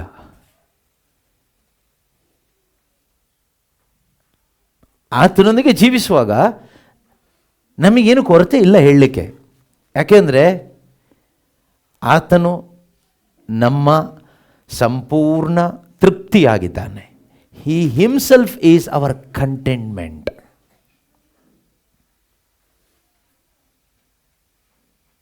ಸೈಂಟ್ ಅಗಸ್ಟಿನ್ ಹೇಳ್ತಾರಲ್ವ, I have no rest until I rest in you. I have no rest until I rest in you. ನನಗೆ ಒಂದು ರೆಸ್ಟ್ ಅನ್ನೋದಿಲ್ಲ, ವಿಶ್ರಾಂತಿ ಅನ್ನೋದಿಲ್ಲ, ಸ್ಯಾಟಿಸ್ಫ್ಯಾಕ್ಷನ್ ಅನ್ನೋದಿಲ್ಲ ಎಲ್ಲಿವರೆಗೆ ಆತನಲ್ಲಿ ನಾನು ಆ ಒಂದು ಸ್ಯಾಟಿಸ್ಫ್ಯಾಕ್ಷನ್ ಅನುಭವಿಸುವವರೆಗೂ. ಹಾಗಾದರೆ ಕ್ರಿಸ್ತನಲ್ಲಿ ಇರುವವನಿಗೆ ಏನಿರುತ್ತೆ ಅಂದರೆ ವಿಶ್ರಾಂತಿ ಇರುತ್ತೆ. ಇದಕ್ಕೇನೆ ಯೇಸು ಕರೀತಾ ಇರೋದು ಎಲ್ರಿಗೂ. ಆದರೂ ನಮ್ಮ ಸಬ್ಜೆಕ್ಟಿಗಿನ್ನೂ ಹೋಗಿಲ್ಲ, ಹೋಗೋಕ್ಕಾಗುತ್ತೆ ನೋಡೋಣ. ಓಕೆ, ಎನಿವೆ ಯೇಸು ಕರೀತಾ ಇದ್ದಾರೆ. ಏನಂತ ಕರೀತಾ ಇದ್ದಾರೆ? ಮತ್ತಾಯ 11:28 ನಾವು ಅನೇಕ ಸಾರಿ ಓದಿದ್ದೀವಿ, ನಮಗೆಲ್ರಿಗೂ ಬೈ ಹಾರ್ಟ್ ಗೊತ್ತಿದೆ, ನಾವು ಪ್ರಬೋಧನೆ ಕೂಡ ಮಾಡಿದ್ದೀವಿ. ದುಡಿದು ಭಾರ ಹೊತ್ತು ಬಳಲಿ ಬೆಂಡಾಗಿರುವ ಸರ್ವ ಜನರೇ, ನೀವೆಲ್ಲರೂ ನನ್ನ ಬಳಿಗೆ ಬನ್ನಿರಿ, ನಾನು ನಿಮಗೆ ವಿಶ್ರಾಂತಿ ಕೊಡ್ತೀನಿ. ಅದಾದ್ಮೇಲೆ ಏನು ಹೇಳ್ತಾರೆ? 29ನೇ ವಾಕ್ಯ, ನಾನು ವಿನಯಶೀಲನು ದೀನ ಹೃದಯನು ನನ್ನ ನೊಗಕ್ಕೆ ಹೆಗಲು ಕೊಟ್ಟು ನನ್ನಿಂದ ಕಲಿತುಕೊಳ್ಳಿ. ನನ್ನ ನೊಗಕ್ಕೆ ಹೆಗಲು ಕೊಟ್ಟು ನನ್ನಿಂದ ಕಲಿತುಕೊಳ್ಳಿ, ಆಗ ನಿಮಗೆ ವಿಶ್ರಾಂತಿ ಸಿಗುವುದು. ಆಗ ನಿಮಗೆ ವಿಶ್ರಾಂತಿ ಸಿಗುವುದು. This is the promise of Christ. ಅದು ಯೇಸು ಕ್ರಿಸ್ತನ ಒಂದು ವಾಗ್ದಾನ. ಓಕೆ, ಮೊದಲನೇದಾಗಿ ಯೇಸು ಹೇಳ್ತಾರೆ, ನನ್ನ ಬಳಿಗೆ ಬನ್ನಿ, ಕಮ್ ಟು ಮೀ, ನನ್ನ ಹತ್ರ ಬನ್ನಿ. ಹೇಗೆ ಬರೋದು ಅಂತಲೂ ನಾವು ಕಲಿಬೇಕು. ಬರಲಿಕ್ಕೆ ಇಷ್ಟ ಇದ್ದವರು ಕಲಿಬೋದು, ಹೇಗೆ ಕಲಿಯೋದು ಕೇಳಿದರೆ ಈಗ ಆಲ್ರೆಡಿ ಹೇಗೆ ಬರೋದು ಅನ್ನೋ ವಿಷಯನ ಯೂಟ್ಯೂಬಲ್ಲಿ ಅನೇಕ ವಿಡಿಯೋಗಳನ್ನ ಮಾಡಿ ಹಾಕಿದ್ದೀವಿ, ಕೇಳಿ ಕಲಿಯಿರಿ. ನನ್ನ ಬಳಿಗೆ ಬನ್ನಿ. ಸೆಕೆಂಡ್, ಯೋಕ್ ವಿತ್ ಮೀ, ನನ್ನ ನೊಗಕ್ಕೆ ಹೆಗಲು ಕೊಡಿ. ಹೇಗೆ? ಕ್ರಿಸ್ತ ಯೇಸುವಿನ ನೊಗಕ್ಕೆ ಹೆಗಲು ಕೊಡೋದು. ಮೂರನೇದು, learn from me, very important. ಯೇಸುವಿನ ಬಳಿಗೆ ಬರೋದು ಓಕೆ, ನೊಗಕ್ಕೆ ಹೆಗಲು ಕೊಡೋದು ಓಕೆ. ಮೂರನೇದು ತುಂಬ ಮುಖ್ಯ, ನನ್ನಿಂದ ಕಲಿತುಕೊಳ್ಳಿರಿ. Learn from me. ಕ್ವಶನ್ ಏನು ಕೇಳಿದ್ರೆ, you are learning from whom? ನೀವು ಯಾರಿಂದ ಕಲಿತಾ ಇದ್ದೀರಾ? ನಿಮಗೆ ಪ್ರಾರ್ಥನೆ ಯಾರಿಂದ ಕಲ್ತ್ರಿ? ಯೇಸುನೇ ಕಲಿಸ್ಕೊಟ್ಟಿದ್ದ? ನಾವು ಪ್ರಾರ್ಥನೆ ಮಾಡ್ತೀವಲ್ವ, ಯಾರಿಂದ ಕಲ್ತ್ರಿ? ಯಾರ್ಯಾರಿಂದನೋ ಕಲ್ತ್ರಿ, ಅದಕ್ಕೆ ಮಣಿ ಉಳಿಸ್ಕೊಂಡು ಕಾಲ ಕಳೀತಾ ಇದ್ದೀವಿ ಅಲ್ವಾ? ಯೇಸು ಹೇಳ್ತಾರೆ, ಲರ್ನ್ ಫ್ರಮ್ ಮೀ, ನನ್ನಿಂದ ಕಲ್ತ್ಕೊಳ್ಳಿ. ದೇವರನ್ನ ಆರಾಧನೆ ಮಾಡೋದು ಯಾರಿಂದ ಕಲ್ತ್ರಿ? ಯಾರೋ ನಮ್ಮ ಅಜ್ಜಿ ತಾತ ಮಾಡ್ತಾ ಇದ್ರು, ಚರ್ಚಿಗೆ ಹೋಗಿ ನಾವು ಅದೇ ಕಲ್ತ್ವಿ. ಯೇಸು ಹೇಳ್ತಾರೆ, ಲರ್ನ್ ಫ್ರಮ್ ಮೀ, ನನ್ನಿಂದ ಕಲೀರಿ. ನೀವು ಪ್ರೀತಿ ಮಾಡೋದು ಯಾರಿಂದ ಕಲ್ತ್ರಿ? ಸಿನಿಮಾ ನೋಡಿ ಕಲ್ತ್ರಾ? ಮನುಷ್ಯರನ್ನು ನೋಡಿ ಕಲ್ತ್ರಾ? ಪ್ರಬೋಧಕನ ನೋಡಿ ಕಲ್ತ್ರಾ? ಪ್ರಬೋಧನೆ ಕೇಳಿ ಕಲ್ತ್ರಾ? ಯೇಸು ಹೇಳ್ತಾರೆ, ಲರ್ನ್ ಫ್ರಮ್ ಮೀ, ನನ್ನಿಂದ ಕಲ್ತ್ಕೊಳ್ಳಿ. ದೇವರ ಇಚ್ಛೆ ಅಂತ ಜೀವಿಸೋದು ಯಾರಿಂದ ಕಲ್ತ್ರಿ? ಎಲ್ಲರೂ ಜೀವಿಸ್ತಾ ಇದ್ದಾರಲ್ಲ, ಅವ್ರು ನೋಡಿ ಕಲ್ತ್ರಾ? ಅಥವಾ ಬೋಧನೆ ಮಾಡೋ ನನ್ನನ್ನು ನೋಡಿ ಕಲ್ತ್ರಾ? ಯಾರನ್ನ ನೋಡಿ ಕಲ್ತ್ರಿ? ಯೇಸು ಹೇಳ್ತಾರೆ, ಲರ್ನ್ ಫ್ರಮ್ ಮೀ, ನನ್ನಿಂದ ಕಲಿತುಕೊಳ್ಳಿರಿ. ದೇವರ ವಾಕ್ಯ ಅನುಸರಿಸೋದನ್ನು ಯಾರನ್ನ ನೋಡಿ ಕಲ್ತ್ರಿ? ಯೇಸು ಹೇಳ್ತಾರೆ, ಲರ್ನ್ ಫ್ರಮ್ ಮೀ, ನನ್ನಿಂದ ಕಲಿತುಕೊಳ್ಳಿರಿ. ಕ್ಷಮಿಸೋದನ್ನು ಯಾರನ್ನ ನೋಡಿ ಕಲ್ತ್ರಿ? ಅವರೇ ಕ್ಷಮಿಸಲ್ಲ, ಪ್ರೇಯರ್ ಅಂತಾರೆ, ಕ್ಷಮೆ ಬಗ್ಗೆ ದೊಡ್ಡ ಭಾಷಣ ಮಾಡ್ತಾರೆ, ಅವರೇ ಕ್ಷಮಿಸೋದಿಲ್ಲ, ನಾವ್ಯಾಕೆ ಕ್ಷಮಿಸಬೇಕು? ಯೇಸು ಹೇಳ್ತಾರೆ, ಅವ್ರು ನೋಡಬೇಡ, ಲರ್ನ್ ಫ್ರಮ್ ಮೀ, ನನ್ನಿಂದ ಕಲಿತುಕೊಳ್ಳಿ. ದೇವರಿಗಾಗಿ ಬದುಕಬೇಕು, ದೇವ್ರ ಮಹಿಮೆಗಾಗಿ ಬದುಕಬೇಕು. ಯಾರನ್ನ ನೋಡಿ ಕಲ್ತ್ರಿ? ಯೂಟ್ಯೂಬಲ್ಲಿ ಬದುಕ್ತಾ ಇರೋರನ್ನ ನೋಡಿ ಕಲ್ತ್ರಾ? Jesus the living word ministry ನೋಡಿ ಕಲ್ತ್ರಾ? ಯೇಸು ಹೇಳ್ತಾರೆ, ಲರ್ನ್ ಫ್ರಮ್ ಮೀ, ನನ್ನಿಂದ ಕಲಿತುಕೊಳ್ಳಿ. ಪ್ರೀತಿಯ ಸಹೋದರ ಸಹೋದರಿಯರೇ, ನಾವು ಎಲ್ಲೆಲ್ಲಿಂದನೂ ಏನೇನೋ ಕಲ್ತ್ಕೊಂಡು ಬಂದು ಜೀವನ ಹಾಳು ಮಾಡ್ಕೊಳ್ತಾ ಇದ್ದೀವಿ, ವಿಶ್ವಾಸ ಹಾಳು ಮಾಡ್ಕೊಳ್ತಾ ಇದ್ದೀವಿ, ದೇವ್ರ ಜೊತೆಗಿನ ಸಂಬಂಧನೂ ಹಾಳು ಮಾಡ್ಕೊಳ್ತಾ ಇದ್ದೀವಿ. ಯೇಸು ಹೇಳ್ತಾರೆ, learn from me so that you will have rest. ನಮಗೆ ಯಾಕೆ ರೆಸ್ಟ್ ಇಲ್ಲ? ಕ್ರಿಶ್ಚಿಯನ್ಸ್ ಆಗಿದ್ರು ಕೂಡ ಕ್ರಿಸ್ತನಲ್ಲಿ ನಿಜವಾಗಲೂ ನಮಗೆ ವಿಶ್ರಾಂತಿ ಯಾಕೆ ಸಿಗ್ತಾ ಇಲ್ಲ? ಇಷ್ಟು ವರ್ಷ ಆಗಿ, ಎಷ್ಟು ವರ್ಷ ಆಯಿತು ನಾವು ಕರಿಸ್ಮ್ಯಾಟಿಕ್ ಆಗಿ, ಕ್ರಿಶ್ಚಿಯನ್ ಆಗಿ, ಕರಿಸ್ಮ್ಯಾಟಿಕ್ ಆಗಿ, Jesus the living word ministry ಆಗಿ, ಪ್ರೇಯರ್ ಗ್ರೂಪ್ಗಾಗಿ ಅಲ್ಲಿ ಬಂದು ಇಲ್ಲಿ ಬಂದು ಎಷ್ಟು ವರ್ಷ ಆಯಿತು? ಎಷ್ಟೋ ವರ್ಷಗಳಾಯಿತು, ಸಾಯೋ ಟೈಮ್ ಹತ್ರ ಆಯಿತು. ಆದರೂ ನಮಗೆ ರೆಸ್ಟ್ ಇಲ್ಲ, ಒಳಗಡೆ ಶಾಂತಿ ಇಲ್ಲ, ಏನಿಲ್ಲ, ನೆಮ್ಮದಿ ಜೀವನ ಇಲ್ಲ. ಪ್ರೀತಿಯ ಸಹೋದರ ಸಹೋದರಿಯರೇ, ಅದಕ್ಕೆ ಆತನೊಂದಿಗೆ ಸಾಯಬೇಕು, ಆಗ ಆತನೊಂದಿಗೆ ಬದುಕಬೇಕು. ಈ ಟ್ರೂ ರೆಸ್ಟ್ ಅನ್ನೋದು, ನಿಜವಾದ ವಿಶ್ರಾಂತಿ ಅನ್ನೋದು, ಆತನೊಂದಿಗೆ ಬದುಕುವವನಿಗೆ ಇರುವಂಥ ಒಂದು ಆಶೀರ್ವಾದ. ಅದು ಕ್ರಿಶ್ಚಿಯನ್ಸ್ಗೆ ಇರೋದಲ್ಲ, ಕರಿಸ್ಮ್ಯಾಟಿಕ್ ಅವರಿಗೆ ಇರೋದಲ್ಲ, ಪ್ರಾರ್ಥನೆ ಮಾಡುವವರಿಗೆ ಇರುವಂಥ ಆಶೀರ್ವಾದ ಅಲ್ಲ, ಬೋಧನೆ ಮಾಡುವವರಿಗೆ ಇರುವಂಥ ಆಶೀರ್ವಾದವಲ್ಲ. ಆತನೊಂದಿಗೆ ಸತ್ತು ಆತನೊಂದಿಗೆ ಜೀವಿಸುವಂಥ ಪ್ರತಿಯೊಬ್ಬರಿಗೂ, ಅವರು ಯಾವುದೇ ಜನಾಂಗದವರಾಗಿರಲಿ, ಯಾವ ಜಾತಿಯವರೇ ಆಗಿರಲಿ, ಯಾರೇ ಆಗಿರಲಿ, ಅವರಿಗೆ ಇರುವಂಥ ಒಂದು ಬ್ಲೆಸ್ಸಿಂಗ್ ಅದು. ಅದು ನಿಮಗಿಲ್ಲದೆ ಇದ್ದರೆ ಅಯೋಗ್ಯರೇ ಸರಿ, ಅದು ನನಗಿಲ್ಲದಿದ್ದರೆ ನಾನು ಅಯೋಗ್ಯನೇ ಸರಿ. ಯಾವುದಿಲ್ಲದೆ ಇದ್ದರೆ, ನಾವು ಕ್ರೈಸ್ತರದ್ದು ಹೇಳ್ಕೊಂಡು ನಮ್ಗೆ ಆ ಒಂದು ರೆಸ್ಟ್ ಇಲ್ಲದೆ ಇದ್ದರೆ, we are restless and we are insulting god. ನಾವು ದೇವರಿಗೆ ಅವಮಾನ ತರ್ತೀವಿ. ನಾವು ಕ್ರೈಸ್ತರು ಅಂದರೆ ಆತನ ಬಳಿಗೆ ಬಂದು ಆತನ ನೊಗಕ್ಕೆ ಹೆಗಲು ಕೊಟ್ಟು ಆತನಿಂದ ಕಲಿತುಕೊಳ್ಳುತ್ತಾ ಬದುಕುವ ಜೀವನವೇ ನಿಜವಾದ ಕ್ರೈಸ್ತ ಜೀವನ. ಆ ಜೀವನ ಇವತ್ತು ನಾವು ಜೀವಿಸ್ತಾ ಇದ್ದೀವಾ? ಯೋಚನೆ ಮಾಡಿ ನೋಡಿ. ಅಥವಾ ಒಂದು ಧಾರ್ಮಿಕವಾದ ಜೀವನ ಜೀವಿಸ್ತಾ ಇದ್ದೀವಾ? ಸಾಂಪ್ರದಾಯಿಕವಾದ ಜೀವನ, ತಾತನ ಕಾಲದಿಂದ ಅಜ್ಜಿ ಕಾಲದಿಂದ ಹೀಗೇ ಮಾಡ್ಕೊಂಡು ಬಂದ್ವಿ, ಹಾಗೇ ಮಾಡ್ಕೊಂಡು ಹೋಗ್ತೀವಿ, ಸಾತೋಗ್ತೀವಿ. ಅಲ್ಲ, ಅದಲ್ಲ ಜೀವನ, ಅದಲ್ಲ ಕ್ರೈಸ್ತ ಜೀವನ. ಲರ್ನ್ ಫ್ರಮ್ ಮೀ, ಯೇಸು ಹೇಳ್ತಾರೆ, ನನ್ನಿಂದ ಕಲಿತುಕೊಳ್ಳಿ. ನಾವು ಯಾವತ್ತಾದರೂ ಆತನಿಂದ ಕಲಿತುಕೊಳ್ಳಿಕ್ಕೆ ಪ್ರಯತ್ನ ಪಟ್ಟಿದ್ದೇವಾ? Am I ever tried to learn from him? ನಾವು ಏನೇನೋ ಕಲೀಲಿಕ್ಕೆ ಪ್ರಯತ್ನ ಪಟ್ಟಿದ್ದೀವಿ, ಆತನಿಂದ ಕಲ್ತಿದ್ದೀವ? ಆತನಿಂದ ಕಲಿಬೇಕಾದ್ರೆ ಆತನ ಜೊತೆ ಕೂತ್ಕೋಬೇಕು. If you want to learn from him, you must sit with him. ನಾವು ಕೂತ್ಕೊಳ್ತೀವಿ ಯೇಸು ಜೊತೆಗೆ ಅಂತ ಪ್ರಾರ್ಥನೆಗೆ, ಯಾರ್ದೋ ಜೊತೆಲಿ ಕೂತ್ಕೊಳ್ತೀವಿ. ನಾವು ನಮ್ಮ ಜೀಸಸ್ ಜೊತೆ ಕೂತ್ಕೊಳ್ತಾ ಇರೋದು. We are sitting with our own Jesus, not with the true lord Jesus Christ. ನಿಜವಾದ ಕರ್ತನಾದ ರಕ್ಷಕನಾದ ಯೇಸು ಜೊತೆ ಕೂತ್ಕೊಳ್ತಾ ಇಲ್ಲ, ನಮ್ಮದೇ ಆದ ಜೀಸಸ್ ಜೊತೆ ಕೂತ್ಕೊಳ್ತಾ ಇದ್ದೀವಿ. ನಮ್ಮ ಜೀಸಸ್ ಅಂದರೆ ನಮ್ಮ ಒಂದು ಪರಿಕಲ್ಪನೆಯಲ್ಲಿ ಇರುವ ಯೇಸು. ನಮ್ಮ ಮೈಂಡಲ್ಲಿ ಜೀಸಸ್ ಅಂದರೆ ಹೀಗೆ, ನಮ್ಮ ಪ್ರಾರ್ಥನೆ ಕೇಳ್ತಾರೆ, ನಮಗೆ ಉತ್ತರ ಕೊಡ್ತಾರೆ, ನಮ್ಗೆ ಆಶೀರ್ವಾದ ಮಾಡ್ತಾರೆ, ನಾವು ಕೇಳಿದ್ದೆಲ್ಲ ಕೊಡ್ತಾರೆ. ಆ ರೀತಿ ಒಂದು ನಮ್ಮ ಮೈಂಡಲ್ಲಿ ಒಂದು ಜೀಸಸ್ನ ನಾವು ಫಿಕ್ಸ್ ಮಾಡಿ ಇಟ್ಕೊಂಡಿರ್ತೀವಲ್ವಾ, ಆ ಜೀಸಸ್ ಜೊತೆಗೆ ನಾವು ಕೂತ್ಕೊಂಡು ಪ್ರಾರ್ಥಿಸೋದು. ಈಗ ಹಾಗೆ ಪ್ರಾರ್ಥಿಸಿದ್ರೆ ಏನಾಗುತ್ತೆ, ಡೇಂಜರ್ ಏನಾಗುತ್ತೆ ಕೇಳಿದರೆ, ನಮಗೆ ಇಷ್ಟವಾಗಿದ್ದೇನೆ ಆ ಜೀಸಸ್ ಮಾತಾಡ್ತಾರೆ, ನಮಗೇನು ಇಷ್ಟನೋ ಅದನ್ನೇ ಆ ಜೀಸಸ್ ಮಾತಾಡ್ತಾರೆ. ಲಾಸ್ಟಿಗೆ ಪ್ರೇಯರ್ ಮುಗಿದಾದ್ಮೇಲೆ ನಮಗೆ ಮೆಸೇಜ್ ಏನು ಸಿಗುತ್ತೆ ಕೇಳಿದರೆ, ಆಲೋಚನೆ ಏನು ಬರುತ್ತೆ ಕೇಳಿದರೆ, ದೇವರು ಮಾತಾಡಿದ್ರು, ಏನು ಉತ್ತರ ಕೊಟ್ಟರು, ನನ್ನ ಎಲ್ಲ ಸಮಸ್ಯೆಗಳಿಗೆ ಪ್ರಶ್ನೆಗಳಿಗೆ ಉತ್ತರ ಕೊಟ್ಟರು. ಯೇಸು ನಮ್ಮ ಸಮಸ್ಯೆಗಳಿಗೆ ಪ್ರಶ್ನೆಗಳಿಗೆ ಉತ್ತರ ಕೊಡಲಿಕ್ಕಿರೋ ಜೀಸಸ್ ಅಲ್ಲ. ಪ್ರಪಂಚದಲ್ಲಿರೋ ಪ್ರಶ್ನೆ ಎಲ್ಲ ಕೇಳೋ ಪ್ರಶ್ನೆಗೆಲ್ಲ ಉತ್ತರ ಕೊಟ್ಟುಕೊಂಡು ಸಮಸ್ಯೆಗೆಲ್ಲ ಪರಿಹಾರ ಮಾಡುವ ಜೀಸಸ್ ಈ ಬೈಬಲಲ್ಲಿರೋ ಜೀಸಸ್ ಅಂದ್ಕೊಂಡಿದ್ದೀರಾ? ಅಲ್ಲ ಅಂದರೆ ನಾವು ಅಂದ್ಕೊಂಡ ಸಮಸ್ಯೆಗೆ ನಮ್ಮದೇ ಆದ ರೀತಿಯಲ್ಲಿ ಪರಿಹಾರ ಮಾಡೋರಲ್ಲ. ಅವ್ರು ಬಂದಿದ್ದು ಖಂಡಿತ ಲೋಕದ ಪಾಪ ಎಂಬ ಸಮಸ್ಯೆಯನ್ನು ಪರಿಹಾರ ಮಾಡಲಿಕ್ಕೆ. The real issue, the real problem is sin. You are sin. ನನ್ನಲ್ಲಿರ್ತಕ್ಕಂಥ ಪಾಪ, ಆತನ ಅರಿವಿಲ್ಲದೆ ಬದುಕ್ತಾ ಇರತಕ್ಕಂಥ ಮೂಢನಂಬಿಕೆ ಜೀವನ, ಇದನ್ನು ಬಗೆಹರಿಸೋದೇ ಯೇಸು ಕೆಲಸ. ಆದರೆ ನಾವು ಹುಡುಕ್ತಾ ಇರೋ ಜೀಸಸ್ ಆ ಥರ ಅಲ್ಲ, ನಮಗೆ ಅನುಕೂಲಕರವಾಗುವ ಒಂದು ಯೇಸು. ಅರ್ಥ ಆಗ್ತಾ ಇದೆಯಾ ಹೇಳ್ತಾ ಇರೋದು? ಕೆಲವರಿಗೆ ಅರ್ಥ ಆಗ್ತಾಯಿದೆ, ಕೆಲವರಿಗೆ ಸ್ವಲ್ಪ ಕಷ್ಟ ಆಗ್ತಾಯಿದೆ. ಪರವಾಗಿಲ್ಲ, ನಮಗೆ ಯಾವಾಗಲೂ ಸುಲಭವಾಗಿರೋದೇ ತಿಂದುಬಿಟ್ರೆ ನಾವು ಬೆಳೆಯಲ್ಲ, ಹೀಗೆ ಇರ್ತೀವಿ. ಅದರಿಂದ ಸ್ವಲ್ಪ ಕಷ್ಟ ಆದರೂ ಪರವಾಗಿಲ್ಲ, ಕೇಳಿಸಿಕೊಳ್ಳೋದಕ್ಕೆ ಕಿವಿ ಉಳ್ಳವರು ಕೇಳಿಸಿಕೊಳ್ಳಲಿ, ಕಿವಿ ಇಲ್ಲದೆ ಇದ್ದವರು ಆಮೇಲೆ ಕಿವಿ ರಿಪೇರಿ ಮಾಡಿಸ್ಕೊಂಡು ಕೇಳಿಸ್ಕೋಬೋದು, ಏನು ತೊಂದರೆ ಇಲ್ಲ. ಸೊ ಇದನ್ನೆಲ್ಲ ನಾವು ಕಲಿಬೇಕು. ನಾವಿಲ್ಲಿ ಸುಮ್ಮನೆ ಬಂದು ಕೂತ್ಕೊಂಡು ಒಂದು ಹಾಡೆಲ್ಲ ಹೇಳಿ ಊಟ ಮಾಡ್ಕೊಂಡು ಹೋಗಬಾರ್ದಲ್ವ. ನಾವು ಆತನೊಂದಿಗೆ ಸಾಯಬೇಕು, ಆತನೊಂದಿಗೆ ಜೀವಿಸಬೇಕು, ಆತನ ಆ ರಾಜ್ಯದಲ್ಲಿ ರಾಜ್ಯ ಆಳಬೇಕು, ಆತನ ಆಳ್ವಿಕೆಯಲ್ಲಿ ನಾವು ನಿರಂತರವೂ ಬದುಕಬೇಕು. ಅದಕ್ಕೆ ಸಂಯಮ ಬೇಕು. ಸಂಯಮ ಉಳ್ಳವರು, ಎಂಡ್ಯೂರೆನ್ಸ್ ಅಲ್ವಾ, ಏನಂತ ಹೇಳ್ತಿದೆ ಸೈರಣೆ.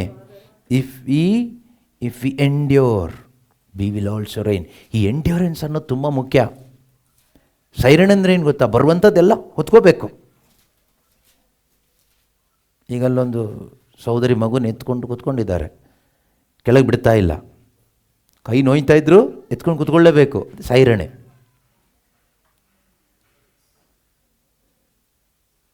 ಆ ರೀತಿ ನಾವು ಕೆಲವೊಂದನ್ನೆಲ್ಲ ಹೊತ್ಕೊಂಡು ಮುಂದಕ್ಕೆ ಹೋಗಬೇಕು. ನಮಗೆ ಯಾವಾಗಲೂ ಇಳಿಸ್ಕೊಂಡು ಹೋಗಲಿಕ್ಕೆ ಇಷ್ಟ, ಹೊತ್ಕೊಂಡು ಹೋಗ್ಲಿಕ್ಕೆ ಇಷ್ಟ ಇಲ್ಲ. ಆದರೆ ಆತನೊಂದಿಗೆ ಸತ್ತವರಿಗೆ ಈ ಸೈರಣೆಯಲ್ಲಿ ಬದುಕಲಿಕ್ಕಾಗತ್ತೆ. ಆಗ ಆತನೊಂದಿಗೆ ನಾವು ರಾಜ್ಯವಾಳ್ತೀವಿ. ಅದಲ್ಲದೆ ಸುಮ್ಮನೆ ಸ್ವರ್ಗಕ್ಕೆ ಹೋಗಲ್ಲ, ಆಯಿತಾ. ಸುಮ್ಮನೆ ನಾವು ಬ್ಯಾಪ್ಟಿಸಮ್ ತಗೊಂಡು ಚರ್ಚಿಗೆ ಹೋಗಿ ಮನೆಗೆ ಬಂದು ಇಷ್ಟ ಬಂದಂಗೆ ಜೀವಿಸಿ ಲಾಸ್ಟಿಗೆ ಒಂದಿನ ಸತ್ತು ಸಮಾಧಿ ಹಾಕಿ ಯಾರೋ ಒಬ್ಬರು ಕರ್ತಾರೆ ಹಾಡಿದರೆ ಯಾರು ಸ್ವರ್ಗಕ್ಕೆ ಹೋಗ್ತಾರೆ ಅಂತ ತಿಳ್ಕೊಂಡ್ರೆ ಅದರಷ್ಟು ಮೂರ್ಖತನ, ಮುಟ್ಟಾಳ್ತನ, ಅವಿವೇಕತನ ಬೇರೆ ಯಾವುದೂ ಇಲ್ಲ. ಆ ಥರ ಅಲ್ಲ. ವಾಕ್ಯ ಏನು ಹೇಳುತ್ತೆ? This saying is sure. ಈ ಮಾತು ನಂಬಲರ್ಹವಾದದ್ದು. 2 ತಿಮೋತಿ 2:11 ಅಲ್ವಾ, 2 Timothy 2:11. If we died with him we also live with him. ಆತನೊಂದಿಗೆ ಸತ್ತಿದ್ರೆ ಆತನೊಂದಿಗೆ ನಾವು ಜೀವಿಸ್ತೀವಿ. ಆತನೊಂದಿಗೆ ಜೀವಿಸ್ತಾ ನಾವು ತಾಳ್ಮೆ ಉಳ್ಳವರಾಗಿದ್ದರೆ, ಸಹನೆಯಲ್ಲಿ ಸೈರಣೆ ಉಳ್ಳವರಾಗಿದ್ದರೆ ಖಂಡಿತ ಆತನೊಂದಿಗೆ ನಾವು ನಿತ್ಯವೂ ರಾಜ್ಯವಾಳ್ತೀವಿ, ಅಥವಾ ಆತನ ಆಳ್ವಿಕೆಯಲ್ಲಿ, ಆ ಶಾಂತಿಯ ಸಾಮ್ರಾಜ್ಯದಲ್ಲಿ, ಸ್ವರ್ಗ ರಾಜ್ಯದಲ್ಲಿ ನಿತ್ಯವೂ ನಾವು ಸಂಭ್ರಮಿಸುತ್ತೇವೆ, ಜೀವಿಸ್ತೇವೆ. ಆದರೆ ಸತ್ತ ಮೇಲೆ ಆ ಜೀವನ ಬೇಕು, ಅದು ಮಾತ್ರ ಆಸೆ ಪಟ್ಕೊಂಡು ಇಲ್ಲಿ ಪ್ರಾರ್ಥನೆ ಮಾಡೋದು ಮೂರ್ಖತನ ಆಗುತ್ತೆ. ಪ್ರಾರ್ಥನೆ ಮಾಡಬೇಕು, ಆದರೆ ಈ ಪ್ರೋಸೆಸ್ಸಲ್ಲೇ ಹೋಗಬೇಕು. ಈ ಪ್ರೋಸೆಸ್ಸಲ್ಲಿ ಹೋಗಲಿಕ್ಕೆ ನಮಗೆ ದೇವರು ನಮ್ಮ ಕುರಿತಾಗಿ ಅನೇಕ ಮಾತುಗಳನ್ನು ನಮಗೆ ಹೇಳಿದ್ದಾರೆ. ಆದರೆ ಅದನ್ನು ಮಿಸ್ ಮಾಡ್ಕೋಬಾರ್ದು. ದೇವರು ನನ್ನ ಕುರಿತಾಗಿ ಏನು ಹೇಳಿದ್ದಾರೆ ಅನ್ನೋದು ನಮಗೆ ಚೆನ್ನಾಗಿ ಗೊತ್ತಿರಬೇಕು. ಸಂತ ಪೌಲರು ತಿಮೋತಿಗೆ ಬರೆದ ಪತ್ರಿಕೆ 1 ತಿಮೋತಿ 1:18 ತಿಮೋತಿಗೊಂದು ಮಾತು ಹೇಳ್ತಾರೆ. ಏನು ಹೇಳ್ತಾರೆ ಗೊತ್ತಾ? ನಿನ್ನ ಕುರಿತು ನುಡಿದಂಥ ಪ್ರವಾದನೆಗಳು ಅಂತಕ್ಕಂಥ ಒಂದು ವಿಷಯವಾಗಿ ಮಾತಾಡ್ತಾರೆ. This very important. ಓಕೆ, ತುಂಬ ಮುಖ್ಯವಾದಂಥ ಮಾತು ಇದು.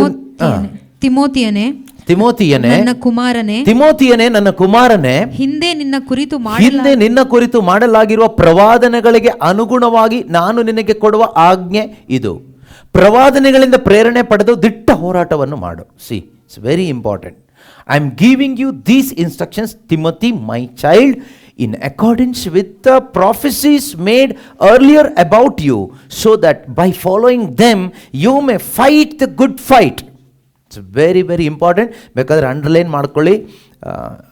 ನಿಮಗೆ ಸ್ವರ್ಗಕ್ಕೆ ಹೋಗಬೇಕಾದ್ರೆ ಅಥವಾ ಆತನೊಂದಿಗೆ ಜೀವಿಸಬೇಕಾದ್ರೆ, ಆತನ ಮಹಿಮೆಗಾಗಿ ಜೀವಿಸಬೇಕಾದ್ರೆ, ಮತ್ತು ಯಾರೆಲ್ಲ ಸೇವೆ ಮಾಡ್ತಾ ಇದ್ದೀರೋ ಅಥವಾ ಸೇವೆ ಮಾಡಲಿಕ್ಕೆ ಆಸೆ ಪಡ್ತೀರೋ, ಶುಭ ಸಂದೇಶ ಸೇವೆ, ನೀವು ಕೂಡ ಅಂಡರ್ಲೈನ್ ಮಾಡ್ಕೊಳ್ಳಿ.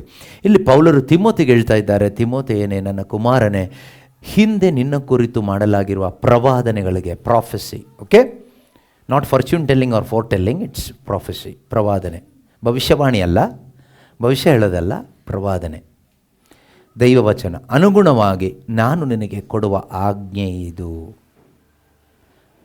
ಆಜ್ಞೆ ಏನು? ಪ್ರವಾದನೆಗಳಿಂದ ಪ್ರೇರಣೆ ಪಡೆದು ದಿಟ್ಟ ಹೋರಾಟವನ್ನು ಮಾಡು. By following them means prophecy, means God spoken about you. You may fight the good fight. You may fight the good fight. For what? This fight is for what? This fight is for having faith and a good conscience. ಒಂದು ಒಳ್ಳೆಯ ವಿಶ್ವಾಸವನ್ನು ಮತ್ತು ಮನಸ್ಸಾಕ್ಷಿಯನ್ನು ಇಟ್ಕೊಳ್ಳಿಕ್ಕೆ. ಇವತ್ತು 2 damage ಆಗಿದೆ ನಮ್ಮಲ್ಲಿ. These 2 things are severely damaged among us. ನಮ್ಮಲ್ಲಿ ತುಂಬ severe ಆಗಿ ಡ್ಯಾಮೇಜ್ ಆಗಿ ಹೋಗಿರೋದು ನಮಗೆ ಗೊತ್ತಾಗ್ತಾ ಇಲ್ಲ. ನನಗೆ ಗೊತ್ತಿಲ್ಲ ಇದು ಎಷ್ಟರ ಮಟ್ಟಿಗೆ ಹೇಳಲಿಕ್ಕೆ ಟೈಮ್ ಇದೆ ಅಂತ, ಬಟ್ ನಮ್ಮಲ್ಲಿ ಸಿವಿಯರ್ ಆಗಿ ಇವತ್ತು ಡ್ಯಾಮೇಜ್ ಆಗಿರೋದು ನಮ್ಮ ಟ್ರೂ ಫೇತ್, ನಿಜವಾದ ಒಂದು ಕ್ರಿಸ್ತಿಯ ವಿಶ್ವಾಸ ಮತ್ತು ಕಾನ್ಷನ್ಸ್, ನಮ್ಮ ಮನಸ್ಸಾಕ್ಷಿ, ಎ ಕ್ರಿಶ್ಚಿಯನ್ ಕಾನ್ಷನ್ಸ್, ಕ್ರೈಸ್ತ ವಿಶ್ವಾಸಿಯಾದ ನನ್ನ ಮನಸ್ಸಾಕ್ಷಿ ಮತ್ತು ಕ್ರಿಶ್ಚಿಯನ್ ಫೇತ್, ಕ್ರೈಸ್ತ ವಿಶ್ವಾಸ, ಇದು ಏನಾಗಿದೆ ಕೇಳಿದರೆ ಇಟ್ಸ್ ಸಿವಿಯರ್ಲಿ ಡ್ಯಾಮೇಜ್ಡ್. ಯಾಕೆ ಕೇಳಿದರೆ ನನ್ನ ಕುರಿತಾಗಿ ದೇವರು ನುಡಿದಂಥ ಪ್ರವಾದನೆಗಳು ಏನು ಅಂತ ನನಗೆ ಗೊತ್ತಿಲ್ಲದೆ ಇರೋದು. I have no idea about the prophecy God spoke about me. ನನ್ನ ಕುರಿತಾಗಿ ದೇವರು ನುಡಿದಂತಹ ಭವಿಷ್ಯವಾಣಿ ಅಲ್ಲ, ನಾಳೆ ನಿನಗದಾಗುತ್ತೆ, ನಾಳೆ ನಿನಗಿದಾಗುತ್ತೆ, ಅದಲ್ಲ ಭವಿಷ್ಯವಾಣಿ ಅಲ್ಲ. ಅದು ಮಂತ್ರವಾದಕ್ಕೆ ಸಂಬಂಧಪಟ್ಟಿದ್ದು, ಅನೇಕ ಬಾರಿ ಮಾಟ ಮಂತ್ರಕ್ಕೆ ಸಂಬಂಧಪಟ್ಟಿದ್ದು. ಓಕೆ, ಅದು ಯೇಸು ಕ್ರಿಸ್ತನಿಗಾಗಲಿ ತನ್ನ ಸಭೆಗಾಗಲಿ ಸಂಬಂಧಪಟ್ಟ ವಿಷಯ ಅಲ್ಲ, ಅದು ನನ್ನ ಇಚ್ಛೆಗೆ ಸಂಬಂಧಪಟ್ಟ ವಿಷಯ ಆಗಿರುತ್ತೆ ಭವಿಷ್ಯವಾಣಿ. ಇಲ್ಲಿ ಭವಿಷ್ಯವಾಣಿ ಅಲ್ಲ, ಪ್ರವಾದನೆ, ಗಾಡ್ ಸ್ಪೋಕನ್. ದೇವರು ಮಾತನಾಡಿದ್ದು ಯಾರ ಬಗ್ಗೆ? ನನ್ನ ಬಗ್ಗೆ. ಏನು ಮಾತಾಡಿದ್ದಾರೆ ಇಲ್ಲಿ? ತಿಮೋತಿಗೆ ಹೇಳ್ತಾ ಇದ್ದಾರೆ, I am giving you this instruction, Timothy my child, in accordance with the prophecies made earlier about you. ನಿನ್ನ ಕುರಿತು ನಾನು ಮೊದಲೇ ಮಾಡಿದ ಪ್ರವಾದನೆಗಳಿಂದ ಪ್ರೇರಣೆ ನೀನು ಪಡ್ಕೋಬೇಕು. ಹಾಗಾದರೆ ಪ್ರೀತಿಯ ಸಹೋದರ ಸಹೋದರಿ, ಒಬ್ಬ ಕ್ರೈಸ್ತ ವಿಶ್ವಾಸಿ ನೀನಾಗಿದ್ದರೆ, if you are a true Christian, true believer, God must have spoken over you something. ದೇವರು ಏನು ನಿನ್ನ ಕುರಿತು ಮಾತನಾಡಿರ್ತಾರೆ, ಅದು ಏನು ನೀನು ಕಂಡುಹಿಡಿಬೇಕು. ನನಗೆ ಗೊತ್ತಿಲ್ಲ ಏನು ಮಾತಾಡಿದ್ದಾರೆ ಅಂತ. ನನಗೆ ಇಷ್ಟು ತಿಮೋತಿ ಬಗ್ಗೆ ಏನು ಹೇಳಿದ್ದಾರೆ ಗೊತ್ತಾಗ್ಬೋದು, ನನ್ನ ಬಗ್ಗೆ ಏನು ಹೇಳಿದ್ದಾರೆ ನನಗೆ ಅರ್ಥ ಆಗುತ್ತೆ. ನಿನ್ನ ಬಗ್ಗೆ ಏನು ಹೇಳಿದ್ದಾರೆ ಅದು ನಿನಗೆ ಅರ್ಥ ಆಗಿರಬೇಕು. ಇಲ್ಲ ನಿನ್ನ ಬಗ್ಗೆ ನನ್ನ ಬಾಯಲ್ಲಿ ಏನಾದರೂ ಹೇಳಿದ್ದಿದ್ರೆ ನಾನು ರಿಮೈಂಡ್ ಮಾಡ್ಬೋದಾಗಿತ್ತು. ಇಲ್ಲಿ ಪೌಲನ ಬಾಯಲ್ಲಿ ದೇವರು ಮಾತನಾಡಿದ್ರು ತಿಮೋತಿಗೆ, ಅದನ್ನು ಎಚ್ಚರಿಸ್ತಾ ಇದ್ದಾರೆ. ಏನೆಲ್ಲ ಒಂದು ಪ್ರವಾದನೆ ತಿಮೋತಿಗೆ ದೇವರು ಮಾಡಿದ್ದಾರೆ. What are the prophecies? ನಾವು ಪೌಲನು ತಿಮೋತಿಗೆ ಬರೆದ ಈ ಪತ್ರಿಕೆ 1 ಮತ್ತು 2ನೇ ಪತ್ರಿಕೆ ನೋಡುವಾಗ ಯಾವುದರ ವಿಷಯವಾಗಿ ಪ್ರವಾದನೆ ಮಾಡಿದ್ದಾರೆ? ಆತನ ಫ್ಯೂಚರ್ ಬಗ್ಗೆ ಅಲ್ಲ, ಆತನ ಫ್ಯಾಮಿಲಿ ಬಗ್ಗೆ ಅಲ್ಲ, ಆತನ ಲೈಫ್ ಪಾರ್ಟ್ನರ್ ಬಗ್ಗೆ ಅಲ್ಲ, ಆತನ ಅಪ್ಪ ಅಮ್ಮನ ಬಗ್ಗೆ ಅಲ್ಲ, ಜಾಬ್ ಬಗ್ಗೆನಲ್ಲ, ಹೆಲ್ತ್ ಬಗ್ಗೆ ಅಲ್ಲ, ವೆಲ್ತ್ ಬಗ್ಗೆ ಅಲ್ಲ, ಅಥವಾ ಆತನ ಟ್ರಾವೆಲಿಂಗ್ ಬಗ್ಗೆ ಅಲ್ಲ, ಯಾವುದ್ರ ಬಗ್ಗೆನೂ ಅಲ್ಲ. ಇವತ್ತಿನ ಪ್ರವಾದನೆಗಳೆಲ್ಲ ನಮಗೆ ಸಿಗ್ತಾ ಇರೋದು ಯೂಟ್ಯೂಬಲ್ಲಿ, ಅಲ್ಲಿ ಇಲ್ಲಿ ಧ್ಯಾನದಗಳಲ್ಲೆಲ್ಲ ಪ್ರವಾದನೆಗಳು, ಪ್ರಾಫೆಸಿ ಅಂತ ಹೇಳ್ತಾ ಇರೋದೆಲ್ಲ ಯಾವುದ್ರ ಬಗ್ಗೆ? ಪೂರ್ತಿ ನಮ್ಮ ಇಚ್ಛೆಗಳ ಬಗ್ಗೆ. ನಿನಗೆ ಎಲ್ಲಿ ಮನೆ ಸಿಗುತ್ತೆ, ಸೈಟ್ ಎಲ್ಲಿ ರಿಜಿಸ್ಟರ್ ಆಗುತ್ತೆ, ನಿನಗೆ ಗಂಡು ಎಲ್ಲಿ ಸಿಗ್ತಾನೆ, ಹೆಂಡತಿ ಎಲ್ಲಿ ಸಿಗ್ತಾಳೆ, ಮಕ್ಕಳು ಗಂಡು ಮಗು ಹುಟ್ಟುತ್ತಾ ಹೆಣ್ಣು ಮಗು ಹುಟ್ಟುತ್ತಾ, ಬರೀ ಇಂಥದ್ದೇ. ನಿನಗೆ ಜಾಬ್ ಎಲ್ಲಿ ಸಿಗುತ್ತೆ, ನಿನ್ನ ಫ್ಲೈಟ್ ಟಿಕೆಟ್ ಎಷ್ಟು ಗಂಟೆಗೆ, ಈ ರೀತಿ everything about you. But prophecy about you, ನನ್ನ ಕುರಿತಾಗಿ ಅಥವಾ ನಿಮ್ಮ ಕುರಿತಾಗಿ ಇರುವಂಥ ಪ್ರಾಫೆಸಿ, ಅದು ಯಾರಿಗೆ ಸಂಬಂಧಪಟ್ಟಿದ್ದು?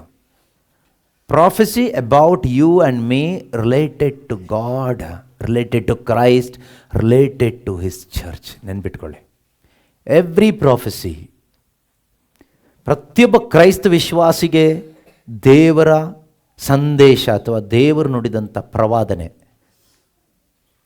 ಪ್ರವಾದಿಗಳ ಮುಖಾಂತರ, ಥ್ರೂ ದ ಪ್ರಾಫೆಟ್ಸ್, ದೇವರು ತನ್ನ ದಾಸರ ಮುಖಾಂತರವಾಗಿ ನುಡಿದಂಥ ಪ್ರವಾದನೆ, ಅಥವಾ ನಿನಗೆ ಯಾವುದೋ ಒಂದು ದೇವರ ದಾಸನ ಮುಖಾಂತರ, ಸೇವಕನ ಮುಖಾಂತರ, ಸೇವಕೆ ಮುಖಾಂತರ ದೇವರು ನಿನ್ನೊಂದಿಗೆ ಮಾತನಾಡಿರ್ತಾರೆ. ದೇವರು ಖಂಡಿತವಾಗ್ಲೂ ಮಾತಾಡಿರ್ತಾರೆ. ನೀನು ಅದನ್ನು ಇಗ್ನೋರ್ ಮಾಡಿರ್ಬೋದು, ಕಡೆಗಣಿಸಿರ್ಬೋದು, ನೀನು ಅದಕ್ಕೆ ರೆಸ್ಪೆಕ್ಟ್ ಕೊಡದೇ ಇರ್ಬೋದು, ನೀನು ಅದನ್ನು ಅಲ್ಲಗಳೆದಿರ್ಬೋದು, ಡಿಫೆಂಡ್ ಮಾಡಿರ್ಬೋದು. We are brilliant in doing that. ಆದರೆ ಪೌಲ್ ಹೇಳ್ತಾರೆ, ಅದರಿಂದ ನೀನು ಪ್ರೇರಣೆ ಪಡ್ಕೋಬೇಕು. ಆ ಪ್ರವಾದನೆಗಳು ಯಾವುದಕ್ಕೆ ಸಂಬಂಧಪಟ್ಟಿದ್ದಾಗಿರುತ್ತೆ ಅಂದರೆ ಕ್ರಿಸ್ತನಿಗೆ ಸಂಬಂಧಪಟ್ಟಿದ್ದಾಗಿರ್ತದೆ. Every prophecy about you related to Christ and His church, not related to yourself, not related to your family, not related to your worldly future. It's related to Christ, the kingdom of God and His church. ಯೇಸುಕ್ರಿಸ್ತನಲ್ಲಿ ನಾನು ಯಾರು, ಯೇಸುಕ್ರಿಸ್ತನಲ್ಲಿ ನನ್ನ ಜೀವನ ಹೇಗೆ, ಯೇಸುಕ್ರಿಸ್ತನಲ್ಲಿ ನನ್ನ ಭವಿಷ್ಯ ಏನು, ಸಭೆಯಲ್ಲಿ ನಾನು ಯಾರು, ಸಭೆಯಲ್ಲಿ ನಾನೇನು, ನಾನು ಹೇಗೆ, ಇದನ್ನೇ ತಿಮೋತಿಗೆ ನುಡಿಯಲಾದ ಪ್ರವಾದನೆಗಳು. ಅದರಲ್ಲಿ ಒಂದು ಪ್ರವಾದನೆ ವಿಷಯವಾಗಿ ನಾವು ನೋಡೋದಾದರೆ, 1 ತಿಮೋತಿ 4ನೇ ಅಧ್ಯಾಯ 14ನೇ ವಾಕ್ಯದಲ್ಲಿ ನಾವು ನೋಡ್ತೀವಿ. 1 ತಿಮೋತಿ ಚಾಪ್ಟರ್ 4 ವರ್ಸ್ 14 ಅಲ್ಲಿ ಏನಂತ ಹೇಳ್ತಾರೆ, ನಿನ್ನಲ್ಲಿರುವ ವರದಾನವನ್ನು ಅಲಕ್ಷಿಸಬೇಡ. Do not neglect the gift that is in you. This is related to the church. ಸಭೆಯಲ್ಲಿ ಒಂದು ಸೇವೆ ಮಾಡಲಿಕ್ಕೆ, ಒಂದು ಇವ್ಯಾಂಜಲಿಸ್ಟಿಗೆ, ಸುವಾರ್ಥಿಕನಾಗಿ, ದೇವರ ಮಗನಾಗಿ ನೀನು ಸೇವೆ ಮಾಡಲಿಕ್ಕೆ ನಿನಗೆ ಏನಿದೆ, ವರದಾನ ಕೊಟ್ಟಿದ್ದಾರೆ ದೇವರು. This is the reason God has given you the gift. ನಿಮಗೆ ದೇವರು ಏನಾದರೂ ಗಿಫ್ಟ್ ಕೊಟ್ಟಿದ್ದಾರಾ? ನನಗೆ ಗೊತ್ತಿಲ್ಲ, ನೀವು ಕಂಡುಕೊಳ್ಳಿ. ನಿಮ್ಮಲ್ಲಿರುವ ವರದಾನವನ್ನು ಅಲಕ್ಷಿಸಬೇಡ. ಈ ಅಲಕ್ಷಿಸೋದು ಅಂದರೆ ಯಾರು ಅಲಕ್ಷ್ಯ ಮಾಡಲ್ಲ ನಾವು, ಆಯಿತಾ? But if you damage that conscience, good conscience, you will neglect the gift in you. The gift in you will be neglected if you don't keep a good conscience. ಒಂದು ಒಳ್ಳೆ ಮನಸ್ಸಾಕ್ಷಿ ಇಟ್ಕೊಳ್ಳದೆ ಇದ್ದರೆ, if your conscience is hardened, you cannot continue in the gift of the Spirit or the calling. ಮನಸ್ಸಾಕ್ಷಿಯನ್ನು ಸರಿಯಾಗಿ ಇಟ್ಕೊಳ್ಳದೆ ಮನಸ್ಸಾಕ್ಷಿ ಕಠಿಣವಾಗಿ ಹೋದರೆ, ಪ್ರೀತಿಯ ಸಹೋದರ ಸಹೋದರಿ, ನಿನಗಿರ್ತಕ್ಕಂಥ ದೇವರ ವರಗಳು ಏನಿದೆ ಅದು ನಿನಗೆ ಅರ್ಥ ಆಗೋದಿಲ್ಲ.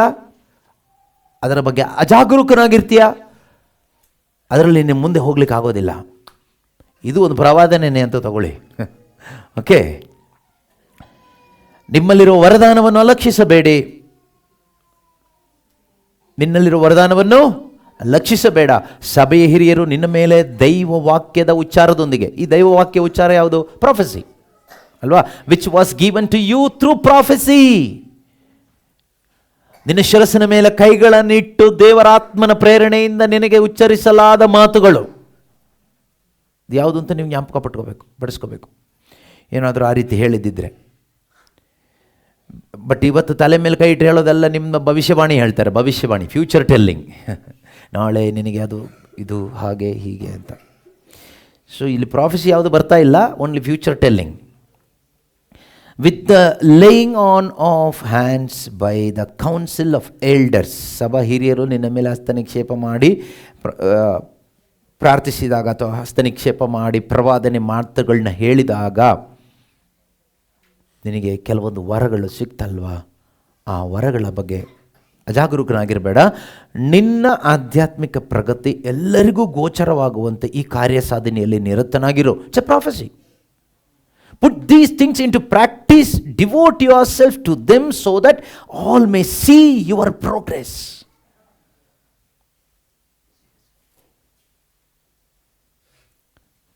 All may see your progress. Not all may see your preaching, singing, dancing, jumping. Lala. Adalla. Your progress in the spirit. Dying in Christ. Living with Him. As an evangelist, ಒಬ್ಬ ಸುವಾರ್ಥಿಕನಾಗಿ ನಿನ್ನ ಪ್ರಗತಿ ಕಾಣಲ್ಪಡಬೇಕು. ಒಬ್ಬ ಕ್ರೈಸ್ತನಾಗಿ ನಿನ್ನ ಪ್ರಗತಿ ಕಾಣಲ್ಪಡಬೇಕು. ಒಬ್ಬ ಕ್ರೈಸ್ತ ತಂದೆಯಾಗಿ, ಕ್ರೈಸ್ತ ತಾಯಿಯಾಗಿ, ಕ್ರೈಸ್ತ ಗಂಡನಾಗಿ, ಕ್ರೈಸ್ತ ಹೆಂಡತಿಯಾಗಿ, ಕ್ರೈಸ್ತ ಮಗನಾಗಿ, ಮಗಳಾಗಿ ನಿನ್ನ ಆಧ್ಯಾತ್ಮಿಕ ಪ್ರಗತಿ ನಿನ್ನ ಕುಟುಂಬದಲ್ಲಿ ಕಾಣಲ್ಪಡಬೇಕು. ನಿನ್ನ ಮಕ್ಕಳ ಮುಂದೆ ನಿನ್ನ ಆಧ್ಯಾತ್ಮಿಕ ಪ್ರಗತಿ, ಸ್ಪಿರಿಚುವಲ್ ಗ್ರೋತ್ ಕಾಣಲ್ಪಡಬೇಕು. ರಿಲಿಜಿಯಸ್ ಗ್ರೋತ್ ಅಲ್ಲ, ಧಾರ್ಮಿಕವಾದ ಪ್ರಗತಿ ಅಲ್ಲ. ಎಷ್ಟು ಕ್ಯಾಂಡಲ್ ಅಂಟಿಸ್ಕೊಂಡೆ, ಎಷ್ಟು ದಿನ ಪ್ರಾರ್ಥನೆ ಮಾಡಿದೆ, ಉಪವಾಸ ಮಾಡಿದೆ, ಅದಲ್ಲ. Not those spiritual religious things, but spiritual growth, ಆತ್ಮಿಕವಾದ ಪ್ರಗತಿ ಕಾಣಲ್ಪಡಬೇಕು. ಯಾವ ರೀತಿಯಲ್ಲಿ ಅಂತ ನಾವು ಮುಂದಿನ ದಿವಸಗಳಲ್ಲಿ ನೋಡೋಣ, ಈಗ ಟೈಮ್ ಇಲ್ಲ. ಬಟ್ ಆಧ್ಯಾತ್ಮಿಕವಾದ ಪ್ರಗತಿ, ಆಧ್ಯಾತ್ಮಿಕ ಅಂತ ಹೇಳುವಾಗ ನಮಗೆ ಯಾವ ರೀತಿ ಬಾಡಿ ಇದೆಯೋ, ಈ ಶರೀರ ಇದೆಯೋ, ಫಿಸಿಕಲ್ ಲೈಫ್ ಇದೆಯೋ, ಅದೇ ರೀತಿ we have A spiritual life after Born again. ಹೊಸದಾಗಿ ಹುಟ್ಟಿದ ನಂತರ ಪ್ರತಿಯೊಬ್ಬನಿಗೂ ಒಂದು ಆಧ್ಯಾತ್ಮಿಕ ಜೀವನ ಅನ್ನೋದಿದೆ. ಆಧ್ಯಾತ್ಮಿಕ ಜೀವನ ಪಡ್ಕೊಳ್ಳದಿದ್ದವನಿಗೆ ಆಧ್ಯಾತ್ಮಿಕ ಪ್ರಗತಿ ಇಲ್ಲ. ಒಂದು ಮಗು ಹುಟ್ಟಿದರೆ ಮಾತ್ರ ಆ ಮಗು ಬೆಳೆಯುತ್ತೆ, ಕರೆಕ್ಟ್ ಅಲ್ವಾ? ಹುಟ್ಟದೇ ಇರೋ ಮಗು ಎಲ್ಲಾದರೂ ಬೆಳೆಯೋದು ನೋಡಿದ್ರಾ? ಅಥವಾ ಒಂದು ಮಗು ಸತ್ತೋಗಿದೆ ಅಂತ ಇಟ್ಕೊಳ್ಳೋಣ, ಹುಟ್ಟಿದ ತಕ್ಷಣ ಸತ್ತೋಯ್ತು, ಅದೇನಾದರೂ ಬೆಳೆದು ನಮ್ಮಷ್ಟು ದೊಡ್ಡಕ್ಕಾಗುತ್ತಾ? ಇಲ್ಲ, ಬಿಕಾಸ್ ಇಟ್ ಈಸ್ ಡೆಡ್. ಮಗು ಇದೆ, ಸತ್ತೋಗಿದೆ, ಜೀವ ಇಲ್ಲ, ಅಥವಾ ಮಗು ಹುಟ್ಟಿಲ್ಲ. ನಮಗೂ ಅಷ್ಟೇ, ನಾವು ಆತ್ಮಿಕವಾಗಿ ಜನ್ಮ ಪಡ್ಕೊಂಡಿದ್ರೆ ಆಧ್ಯಾತ್ಮಿಕವಾಗಿ ಬೆಳವಣಿಗೆ ಇರುತ್ತೆ. ಮತ್ತು ಆತ್ಮಿಕವಾಗಿ ಸತ್ತಿದ್ರೂ ಕೂಡ ನಮ್ಗೆ ಆತ್ಮಿಕವಾಗಿ ಬೆಳವಣಿಗೆ ಅನ್ನೋದು ಇರೋದಿಲ್ಲ. ಸೊ ಆಧ್ಯಾತ್ಮಿಕ ಪ್ರಗತಿ ನಮ್ಮಲ್ಲಿ ಆಗಬೇಕಾದ್ರೆ ಏನು ಮಾಡಬೇಕು? ನಾನು ಆವಾಗಲೇ ಹೇಳಿದೆ, ಲರ್ನ್ ಫ್ರಮ್ ಹಿಮ್, ಆತನಿಂದ ಕಲ್ತ್ಕೋಬೇಕು. ಇಲ್ಲಿ ಆ ವಿಷಯ ಅಲ್ಲ ಈಗ ಹೋಗ್ತಾ ಇರೋದು. ನಾವು ನನ್ನ ಕುರಿತಾಗಿ ಏನು ಪ್ರವಾದನೆಗಳು ದೇವರು ಮಾತನಾಡಿದ್ದಾರೋ ಸಭೆಯ ಮುಖಾಂತರ, ಅದು ನನಗೆ ಅರ್ಥ ಆಗಬೇಕು first. I should not be ignorant of the prophecy spoken about my life, spoken about me. ನನ್ನ ಕುರಿತಾಗಿ ದೇವರು ಅವರ ಸೇವಕರ ಮುಖಾಂತರವಾಗಿ ಮಾತನಾಡಿದಂಥ ಮಾತುಗಳು, ಪ್ರವಾದನೆಗಳು ನನಗೆ ಅರ್ಥ ಆಗಬೇಕು. ನನಗದು ಗೊತ್ತಾಗಬೇಕು ಏನು ಮಾತಾಡಿದ್ದಾರೆ ಅಂತ. ಈ ತಿಮೋತಿಗೆ ಎಷ್ಟೋ ಪ್ರವಾದನೆಗಳನ್ನು ದೇವರು ಮಾತನಾಡಿದರು. ಅದರಲ್ಲಿ ಈ ವಿಷಯಕ್ಕೆ ಸಂಬಂಧಪಟ್ಟಾಗೆ ಹೇಳ್ತಾ ಇರೋದು, ನಿನ್ನ ಆಧ್ಯಾತ್ಮಿಕ ಪ್ರಗತಿ ಎಲ್ಲರಿಗೂ ಗೋಚರವಾಗುವಂತೆ ಈ ಕಾರ್ಯ ಸಾಧನೆಯಲ್ಲಿ ನೀನು ನಿರತನಾಗಿರು, ಇವುಗಳಲ್ಲೇ ಮಗ್ನರಾಗಿರು. Pay close attention to yourself and to your teachings. ನೀನೇನು ಬೋಧನೆ ಮಾಡ್ತಾ ಇದೆಯೋ ಅಥವಾ ಏನು ಬೋಧನೆ ಆಲಿಸಿದೆಯೋ ಅದರಲ್ಲಿ ನೀನೇನಾಗಿರು, ಮಗ್ನನಾಗಿರು. ಮತ್ತು ನಿನ್ನ ಉಪದೇಶವನ್ನು ಕೇಳುವವರ ಜೀವೋದ್ಧಾರವನ್ನು ಸಾಧಿಸುವೆ. By doing this you will save both yourself and your hearers. ನೀನೂ ರಕ್ಷಣೆ ಹೊಂದ್ಕೊಳ್ತೀಯಾ, ನಿನ್ನನ್ನು ಯಾರು ಆಲಿಸ್ತಾ ಇದ್ದಾರೋ ಅವರು ರಕ್ಷಣೆ ಹೊಂದ್ಕೊಳ್ತಾರೆ. ಇದು ಸಾಧ್ಯ ಆಗಬೇಕು.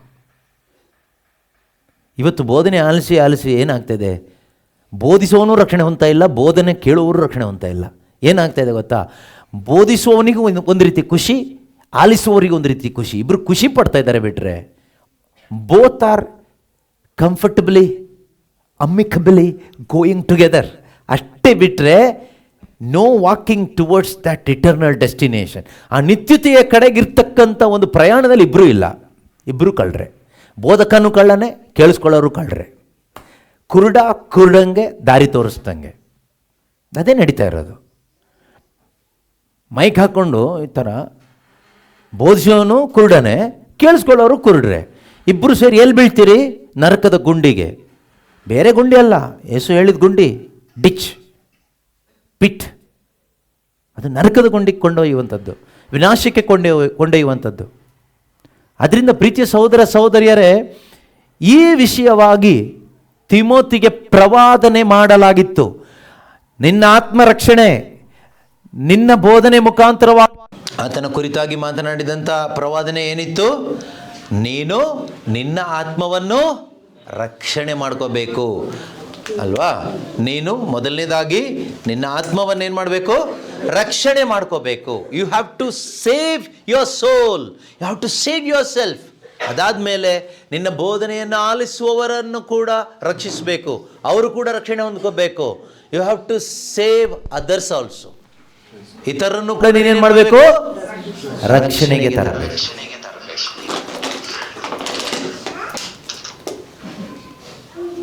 ನೀನು ಕಾಪಾಡ್ಕೋಬೇಕು, ನಿನ್ನ ಮುಖಾಂತರ ಇತರರನ್ನು ರಕ್ಷಣೆಗೆ ತರಬೇಕು.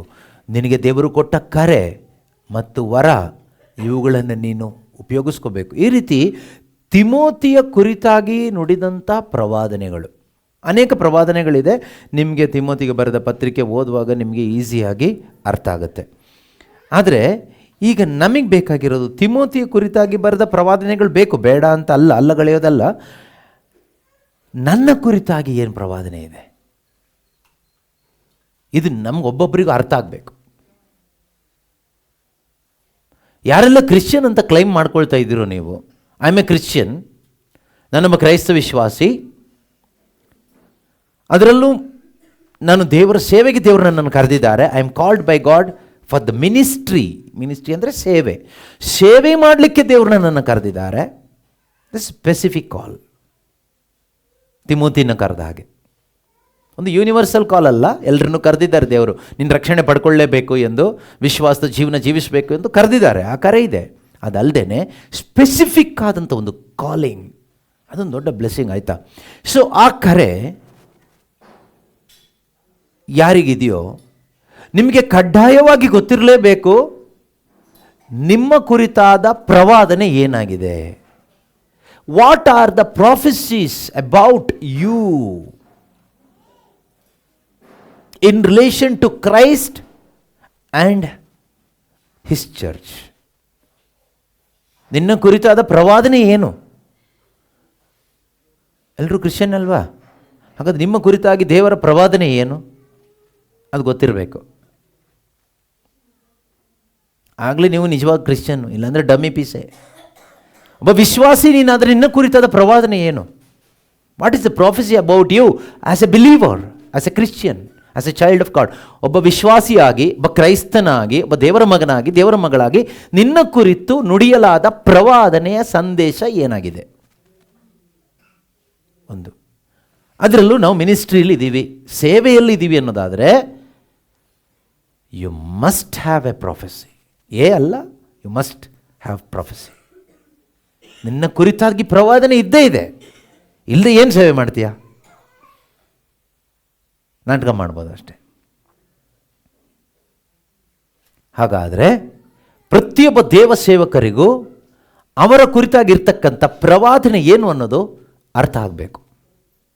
ದಯವಿಟ್ಟು ನನ್ನ ಕೇಳ್ಕೊಂಡು ಬರಬೇಡಿ, ನನ್ನ ಕುರಿತು ಏನು ಪ್ರವಾದನೆ ಇದೆ ಹೇಳ್ತೀರಾ ಅಂತ. ನನಗಂತೂ ಗೊತ್ತಿಲ್ಲ ಅಂತ ಮೊದಲೇ ಹೇಳ್ಬಿಡ್ತೀನಿ. ಆದರೆ ನಿನ್ನ ಕುರಿತಾಗಿರ್ತಕ್ಕಂಥ ಪ್ರವಾದನೆ ತಿಳ್ಕೊಳ್ಳಿಕ್ಕಾಗುತ್ತಾ ಕೇಳಿದರೆ ಖಂಡಿತವಾಗಲೂ ತಿಳ್ಕೊಳ್ಳಿಕ್ಕಾಗುತ್ತೆ. ದೇವರೇ ನುಡಿದಿದ್ದಾದರೆ ನಿನ್ನ ಬಗ್ಗೆ ದೇವರು ಅದನ್ನು ಮತ್ತೆ ಮರು ನುಡಿತಾರೆ, ಅದನ್ನು ರಿಮೈಂಡ್ ಮಾಡ್ತಾರೆ, ನಿನಗೆ ಜ್ಞಾಪಕ ಪಡಿಸ್ತಾರೆ. ಎಲ್ಲಿ ಕೇಳಿದರೆ ಅಟ್ ಹಿಸ್ ಫೀಟ್, ಆತನ ಸನ್ನಿಧಿಯಲ್ಲಿ ಕುಳಿತುಕೋ. ಸಿಟ್ ವಿತ್ ಹಿಮ್, ಆತನ ಜೊತೆಯಲ್ಲಿ ಕುಳಿತುಕೋ.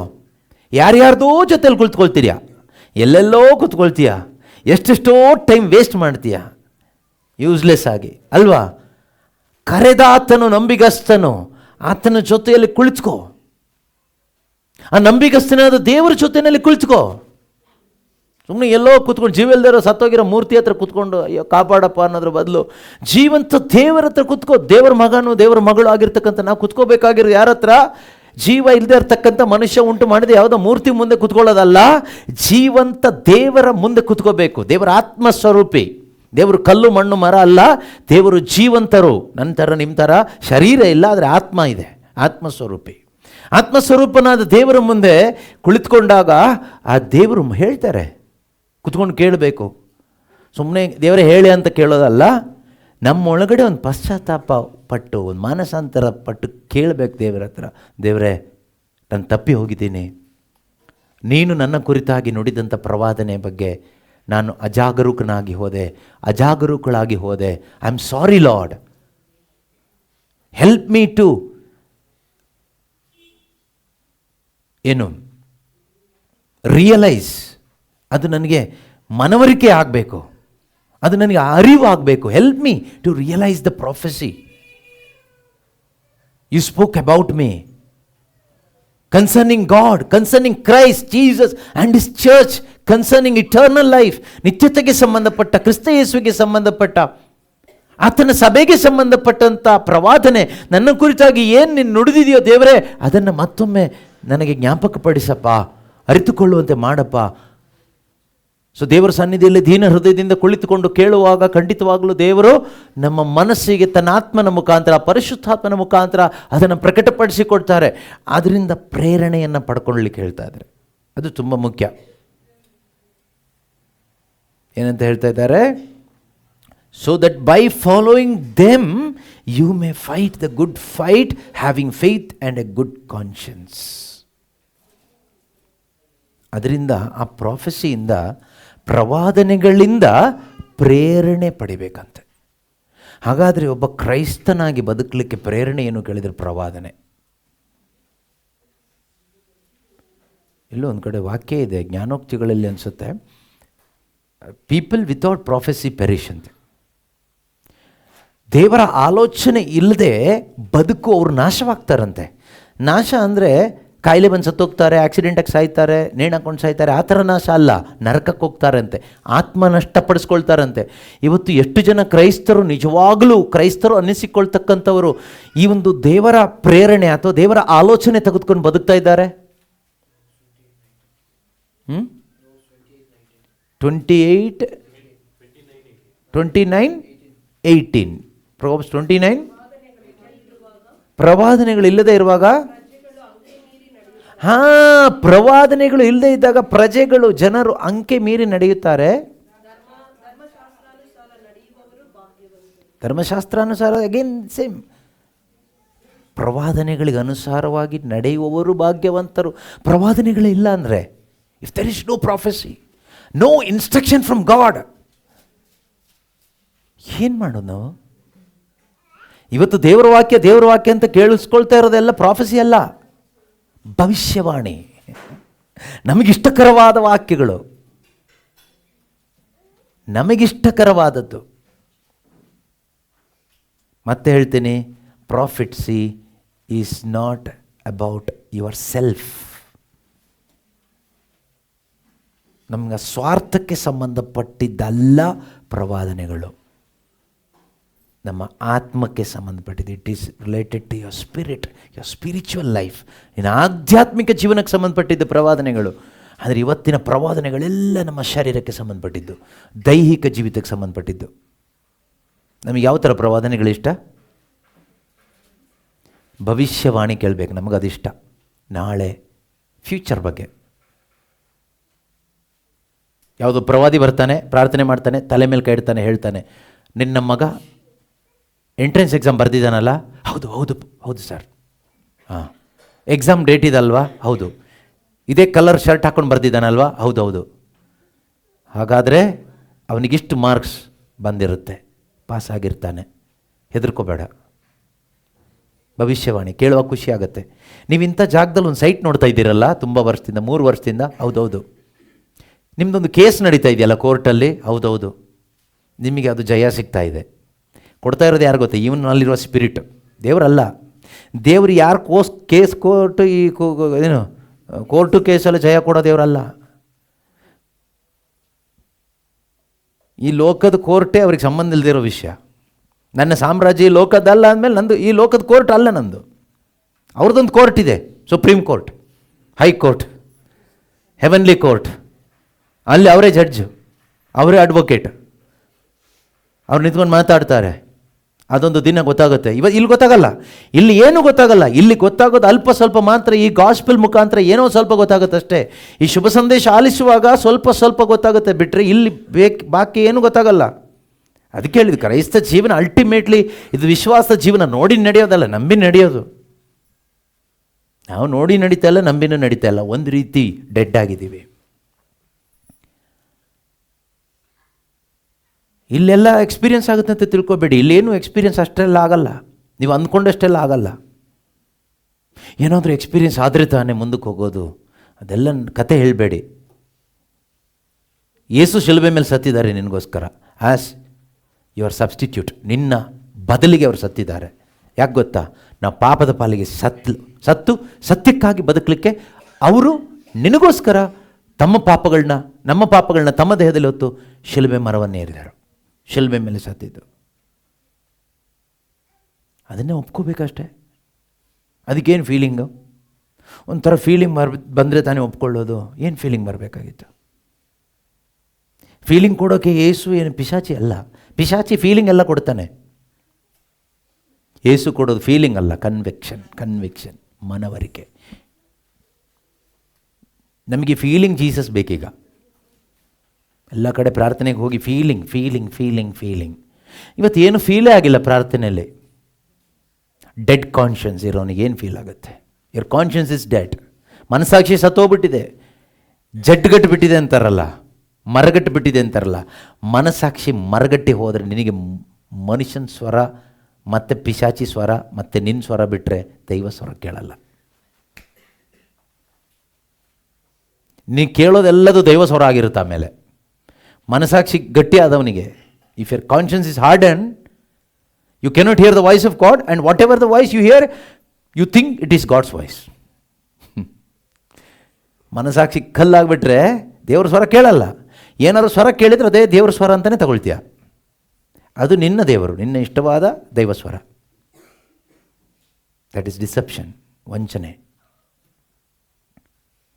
ಅದಕ್ಕೆ ಕಾರಣ ಏನು ಕೇಳಿದರೆ, ಇಗ್ನೋರಿಂಗ್ ದ ಪ್ರೊಫೆಸಿ. ಪ್ರವಾದನೆಯನ್ನು ಅಲ್ಲಗಳೆದಿದ್ದು, ಕಡೆಗಣಿಸಿದ್ದು, ನಿರ್ಲಕ್ಷ್ಯ ಮಾಡಿದ್ದು. ಅದ್ರ ಬಗ್ಗೆ ಕಾಳಜಿನೇ ಇಲ್ಲ ನಮಗೆ. ನಮಗೆ ಕಾಳಜಿ ಯಾವುದ್ರ ಬಗ್ಗೆ? ನಮ್ಮ ಊಟ, ನಮ್ಮ ಬಟ್ಟೆ, ನಮ್ಮ ಫ್ಯೂಚರ್, ನಮ್ಮ ಮಕ್ಕಳು ಮರಿ, ನಮ್ಮ ಕಾಂಪೌಂಡು, ನಮ್ಮ ಬಿಲ್ಡಿಂಗು, ನಮಗೆ ನಮ್ಮ ಸಭೆ, ನಮಗೆ ನಮ್ಮ ಊಟ, ನಮ್ಮ ಪ್ರೇಯರ್ ಗ್ರೂಪ್, ನಮ್ಮ ಮಿನಿಸ್ಟ್ರಿ, ಇದೇ ನಮಗೆ ಕಾಳಜಿ. ಆದರೆ ಯೇಸುವಿಗೆ ಕಾಳಜಿ ನಿನ್ನ ಆತ್ಮರಕ್ಷಣೆ, ನಮ್ಮ ಆತ್ಮರಕ್ಷಣೆ. ಸತ್ತ ಮೇಲಲ್ಲ, ಇಲ್ಲಿ, ಈಗ. ನಾವು ನಾಟ್ ಟುಮಾರೋ, ನಾಳೆ ಅಲ್ಲ, ಈಗ, ಇಲ್ಲಿ. ನಮ್ಮ ಕಾಳಜಿ ಇದ್ದರೆ ಏನು ಮಾಡ್ತೀವಿ? ಇಲ್ಲಿಂದ ಮನೆಗೆ ಹೋಗಲ್ಲ, ಇಲ್ಲಿ ಕೂತ್ಕೊಂಡು 10 ಗೋಳಾಡ್ತೀವಿ. ಆಮೇಲೆ ಪ್ರೇಯರ್ ಮುಗಿದ್ಮೇಲೆ ಊಟ ಕೊಟ್ಟರು ಊಟನೂ ಮಾಡಲ್ಲ. ಯಾಕೆ? 10 ಗೋಳಾಡ್ತೀರಿ. ಸತ್ರು ಎಲ್ಲಿ ಊಟ ಮಾಡ್ತೀವಿ? ಸತ್ತವ್ರ ಮನೆಗೆ ಹೋಗಿ ಬಿರಿಯಾನಿ ಕೊಟ್ಟರು ತಿಂತಾರಾ? ಮನೇಲಿ ಮಾಡ್ಕೊಂಡು ಬಂದಿದ್ದೀನಿ ಬಿರಿಯಾನಿ ತಿನ್ನಿ ಅಂದರೆ ತಿಂತೀವ? ಇಲ್ಲ, ಮನೇಲಿ ಸತ್ತೋಗ್ಬಿಟ್ಟಿದ್ದಾರೆ, ಹೆಂಗೆ ತಿನ್ನೋಕ್ಕಾಗುತ್ತೆ? ಆ ರೀತಿ ಒಂದು ಗೋಳಾಟ ನಮ್ಮಲ್ಲಿರುತ್ತೆ. ಆದರೆ ಈಗ ಅದು ಯಾವುದೂ ಇರಲ್ಲ ಅಂತ ನಂಗೆ ಗೊತ್ತು. ಬಿಟ್ಟಿದ ತಕ್ಷಣ ಕೊಟ್ಟಿಗೆಯಿಂದ ಹೊರಬಂದ ಕರುವಿನ ಹಾಗೆ ಕುಣಿದು ಕುಪ್ಪಳಿಸಿ ಹರಟೆ ಹೊಡೆದು ಮಾತಾಡಿ ತಿಂದು ಬಾಯಿ ಹೇಳಿ ಟಾಟಾ, ಮತ್ತೆ ನೆಕ್ಸ್ಟ್ ಪ್ರೇಯರ್ಗೆ ಎಂಟ್ರಿ. ಕೇಳಿಸ್ಕೊಳ್ಳೋಣ ಹೋಗೋಣ. ಇವತ್ತು ಆ ರೀತಿ ಮಾಡಬೇಡಿ. ಹೋದ್ಮೇಲೆ ದೇವ್ರ ಸನ್ನಿಧಿಯಲ್ಲಿ ಕುಳಿತುಕೊಂಡು, ದೇವರೇ ಏನು ಮಾತಾಡಿದ್ದೀರಾ ನನ್ನ ಕುರಿತಾಗಿ? ನೀನು ಏನು ಪ್ರವಾದನೆ ಮಾತಾಡಿದೀಯಾ? ನನ್ನ ಆತ್ಮದ ಕುರಿತಾಗಿ, ನನ್ನ ಆತ್ಮಿಕ ಜೀವಿತದ ಕುರಿತಾಗಿ, ನನ್ನ ಸೇವೆಯ ಕುರಿತಾಗಿ ನಿನ್ನ ನುಡಿದ ಪ್ರವಾದನೆ ಏನಪ್ಪ? ಕೇಳಿ ತಿಳಿಸ್ಕೊಡ್ತಾರೆ. ಅದು ತಿಳ್ಕೊಂಡು ಅದರಿಂದ ಪ್ರೇರಣೆ ಸಿಗುತ್ತಂತೆ. ಆ ಪ್ರೇರಣೆ ಎಲ್ಲಿವರೆಗಿರಬೇಕಂದ್ರೆ ಕೊನೆಯ ತನಕ. ಆತನೊಂದಿಗೆ ಜೀವಿಸುವಾಗ ನಮಗೆ ಆ ಪ್ರವಾದನೆಯಿಂದನೇ ಪ್ರೇರಣೆ, ಆತನ ಮಾತುಗಳಿಂದನೇ ಪ್ರೇರಣೆ, ಬಲ. ಆ ಪ್ರೇರಣೆ ಪಡ್ಕೊಂಡು ನಾವೇನು ಮಾಡಬೇಕು? ದಿಟ್ಟ ಹೋರಾಟ ಮಾಡಿ. ಏನಂತ ಹೇಳಿದ್ದಾರೆ? Fight, you may fight the good fight. ಹಾಗಾದರೆ ಕ್ರೈಸ್ತ ಜೀವನ ಅನ್ನೋದೊಂದು ಫೈಟ್. ಕ್ರೈಸ್ತ ಜೀವನ ಒಂದು ಫೈಟ್ ಆದರೆ, ಸೇವೆ ಮಾಡೋದಾದರೆ ಅದು ಇನ್ನೂ ದೊಡ್ಡ ಫೈಟ್. ನಾವು ಮೇಲೆ ಫೈಟ್ ಮಾಡ್ತೀವಿ, ಗಂಡ ಹೆಂಡತಿ ಫೈಟ್ ಮಾಡ್ತೀವಿ, ಈ ಸಭೆಯವರು ಆ ಸಭೆಯವರು, ಆ ಗ್ರೂಪ್ ಅವರು ಈ ಗ್ರೂಪ್ ಅವರು, ಆ ಫ್ಯಾಮಿಲಿ ಈ ಫ್ಯಾಮಿಲಿ, ಇವರು ಅವರು. ನಾವು ನಮ್ಮ ಇಷ್ಟಗಳಿಗಾಗಿ ಫೈಟ್ ಮಾಡ್ತಾ ಇರೋದು. ನಮ್ಮ ಇಷ್ಟ ಸಾಧಿಸ್ಕೊಳ್ಳಿಕ್ಕೆ ಫೈಟ್ ಮಾಡ್ತಾ ಇರೋದು ನಾವು. ಆದರೆ ಇದು ಆ ಫೈಟ್ ಅಲ್ಲ. ಈ ಫೈಟ್ ಯಾವುದು ಗೊತ್ತಾ? ಈ ಫೈಟ್ ಯಾವುದು ಕೇಳಿದರೆ, ದೇವರ ಇಷ್ಟ ನನ್ನಲ್ಲಿ ನೆರವೇರಲಿಕ್ಕೆ ನನ್ನ ಒಳಗಡೆ ಇರ್ತಕ್ಕಂಥ ನನ್ನ ಶರೀರ ಎಂಬ ಶತ್ರುವನ್ನು ನಾನು ಹೊಡಿತಾ ಇರಬೇಕು, ಸೋಲಿಸ್ತಾ ಇರಬೇಕು. ದೇವರ ಇಷ್ಟ ನನ್ನಲ್ಲಿ ನೆರವೇರಲಿಕ್ಕೆ ದೊಡ್ಡ ಶತ್ರು ಆಗಿರುವ ಸೈತಾನ ಅಲ್ಲ, ಪಕ್ಕದ ಮನೆಯವರಲ್ಲ, ಜೊತೆಯಲ್ಲಿರೋರು ಅಲ್ಲ, ನೀನೇ. ನಿನ್ನ ದೊಡ್ಡ ಶತ್ರು, ದೇವರ ಇಚ್ಛೆ ನಿನ್ನ ಜೀವಿತದಲ್ಲಿ ನೆರವೇರದಂತೆ ನಿನಗೆ ಅಡ್ಡ ಹಾಕಿರೋದು ಸೈತಾನ. ಅವನು ಕೊನೆಯ ಶತ್ರು. ಮೊದಲ ಶತ್ರು ಒಳಗಡೆನೇ ಇದ್ದಾನೆ. ಒಳಗಡೆ ಇರ್ತಕ್ಕಂಥ ನಾನು ನಾನು ನಾನು ನಾನು ನಂದು ನಾನು ನಾನು me my everything about you. ಅದಕ್ಕೆ ವಾಕ್ಯ ಹೇಳಿದ್ದು, ಆತನೊಂದಿಗೆ ಸತ್ತರೆ ಮಾತ್ರನೇ. ನೀನು ಸತ್ತರೆ ಆತನೊಂದಿಗೆ ಜೀವಿಸ್ತೀಯ, ಸತ್ತರೆ ಸಾಯದೇ ಇದ್ರೆ ಇಲ್ಲ, ಆತನೊಂದಿಗೆ ಬದುಕೋಕ್ಕಾಗಲ್ಲ. ಯಾವ್ದಾದ್ರು ಒಂದಿಷ್ಟು ಗೊಂಬೆಗಳು ತಂದಿಟ್ಟು ಅದನ್ನ ನೇತು ಹಾಕ್ಕೊಂಡು ಏಸು ಅಂದ್ಕೊಂಡು ಅದ್ರ ಜೊತೆಗೆ ಬದುಕ್ಬೋದು ಅಷ್ಟೇ. ನಿಜವಾದ ಜೀಸಸ್ ಜೊತೆಗೆ ಬದುಕಬೇಕಾದ್ರೆ ನಿಜವಾದ ಒಂದು ಸ್ಪಿರಿಚುವಲಿ ನಾವು ದೇವರ ವಾಕ್ಯ ಹೇಳುವ ಹಾಗೆ ಆತನೊಂದಿಗೆ ಸಾಯಬೇಕು. ಆಗ ಆತನೊಂದಿಗೆ ಬದುಕಲಿಕ್ಕೆ ಸಾಧ್ಯವಾಗುತ್ತೆ. ಈ ಪ್ರವಾದನೆಗಳಿಂದ ನಮಗೆ ಪ್ರೇರಣೆ ಪಡ್ಕೊಂಡು ಹೋರಾಟ ಮಾಡಲಿಕ್ಕಾಗತ್ತೆ. Why we are struggling to fight today? ಇವತ್ತು ನಮ್ಮ ಆತ್ಮಕ್ಕೆ ವಿರುದ್ಧವಾಗಿ ಬರುವಂಥ ಈ ಹೋರಾಟ ಮಾಡಲಿಕ್ಕೆ ನಮಗೆ ಯಾಕೆ ಆಗ್ತಾ ಇಲ್ಲ? ನಾವು ಹೋರಾಟ ಯಾವುದಕ್ಕೆ ಮಾಡ್ತೀವಿ ಗೊತ್ತಾ? ಫಾರ್ ಎಕ್ಸಾಂಪಲ್ ಹೇಳ್ತೀನಿ ಕೇಳಿ. ಒಂದು ಮನೆ ಕಟ್ಟಬೇಕು, ಅಡಚಣೆ ಬಂದರೆ ಹೋರಾಟ ಮಾಡ್ತೀವಿ. ಯಾವುದ್ರ ಜೊತೆಗೆ ಹೋರಾಟ ಮಾಡ್ತೀವೋ ನಮಗೆ ಗೊತ್ತಿಲ್ಲ. ಹೋರಾಟ ಮಾಡಿ, ಪ್ರಾರ್ಥನೆ ಮಾಡಿ, ಫಾಸ್ಟಿಂಗ್ ಎಲ್ಲ ಮಾಡಿ ಮನೆ ಕಟ್ತೀವಿ. ಲಾಸ್ಟಿಗೆ ಏನು ಹೇಳ್ತೀವಿ ಗೊತ್ತಾ? ದೇವರ ಆಶೀರ್ವಾದದಿಂದ ಮನೆ ಕಟ್ಟಿಬಿಟ್ಟೆ, ಫೈಟ್ ಮಾಡಿದೆ, ತುಂಬ ಫೈಟ್ ಮಾಡಿದೆ. ಎಂಥ ಮುಟ್ಟಾಳತನದ ಮಾತುಗಳು! ಈ ಉದುರಿ ಬಿದ್ದು ಹೋಗುವ ಈ ಮಣ್ಣಿನ ಮನೆ ಕಟ್ಟೋದಕ್ಕೆ ನೀನು ಹೋರಾಟ ಮಾಡೋದು ನಿನಗೆ ಯಾರು ಹೇಳಿದರು? ಇದೇ ರೀತಿ ಪ್ರತಿಯೊಂದು ವಿಷಯದಲ್ಲಿ, ಮನೆ, ಮದುವೆ, ಊಟ, ತಿಂಡಿ, ಬಟ್ಟೆ, ಎಜುಕೇಷನ್, ಜಾಬ್, ಪ್ರತಿಯೊಂದು ಇದಕ್ಕೆ ಯಾರು ಹೋರಾಟ ಮಾಡಲಿಕ್ಕೆ ಹೇಳಿದರು ನಿನಗೆ? ಇದಕ್ಕೆ ಈ ಹೋರಾಟ ಅಲ್ಲ ಹೇಳಿರೋದು. ವಿಶ್ವಾಸ ಕಾಪಾಡಿಕೊಳ್ಳಿಕ್ಕೂ, ಒಳ್ಳೆಯ ಮನಸ್ಸಾಕ್ಷಿಯನ್ನು ಸುರಕ್ಷಿತವಾಗಿ ಇಟ್ಕೊಳ್ಳಿಕ್ಕೂ ಒಂದು ಹೋರಾಟ ಇದೆ. ಈ ಹೋರಾಟ ಮಾಡಬೇಕಾದ್ರೆ ಪ್ರವಾದನೆಯಿಂದ ಪ್ರೇರಣೆ ಬೇಕು. ಪ್ರವಾದಿಯಿಂದಲ್ಲ, ಪ್ರವಾದನೆಯಿಂದ. ಅದು ಏನು ಹೇಳಿದರೆ ಮೊದಲು ಕಂಡ್ಕೋಬೇಕು. ಅದರಿಂದ ಯಾರು ನಷ್ಟಪಡಿಸ್ಕೋಬೇಡಿ. ಮನಸ್ಸಾಕ್ಷಿನ ಕಲ್ಲು ಮಾಡ್ಕೊಬಿಟ್ಟಿದ್ದೀವಿ, ಇನ್ನೂ ಅದು ವರ್ಸ್ಟ್ ಆಗಿ ಹೋಗದೆ ಇರೋ ಹಾಗೆ ನೋಡ್ಕೊಳ್ಳೋಣ.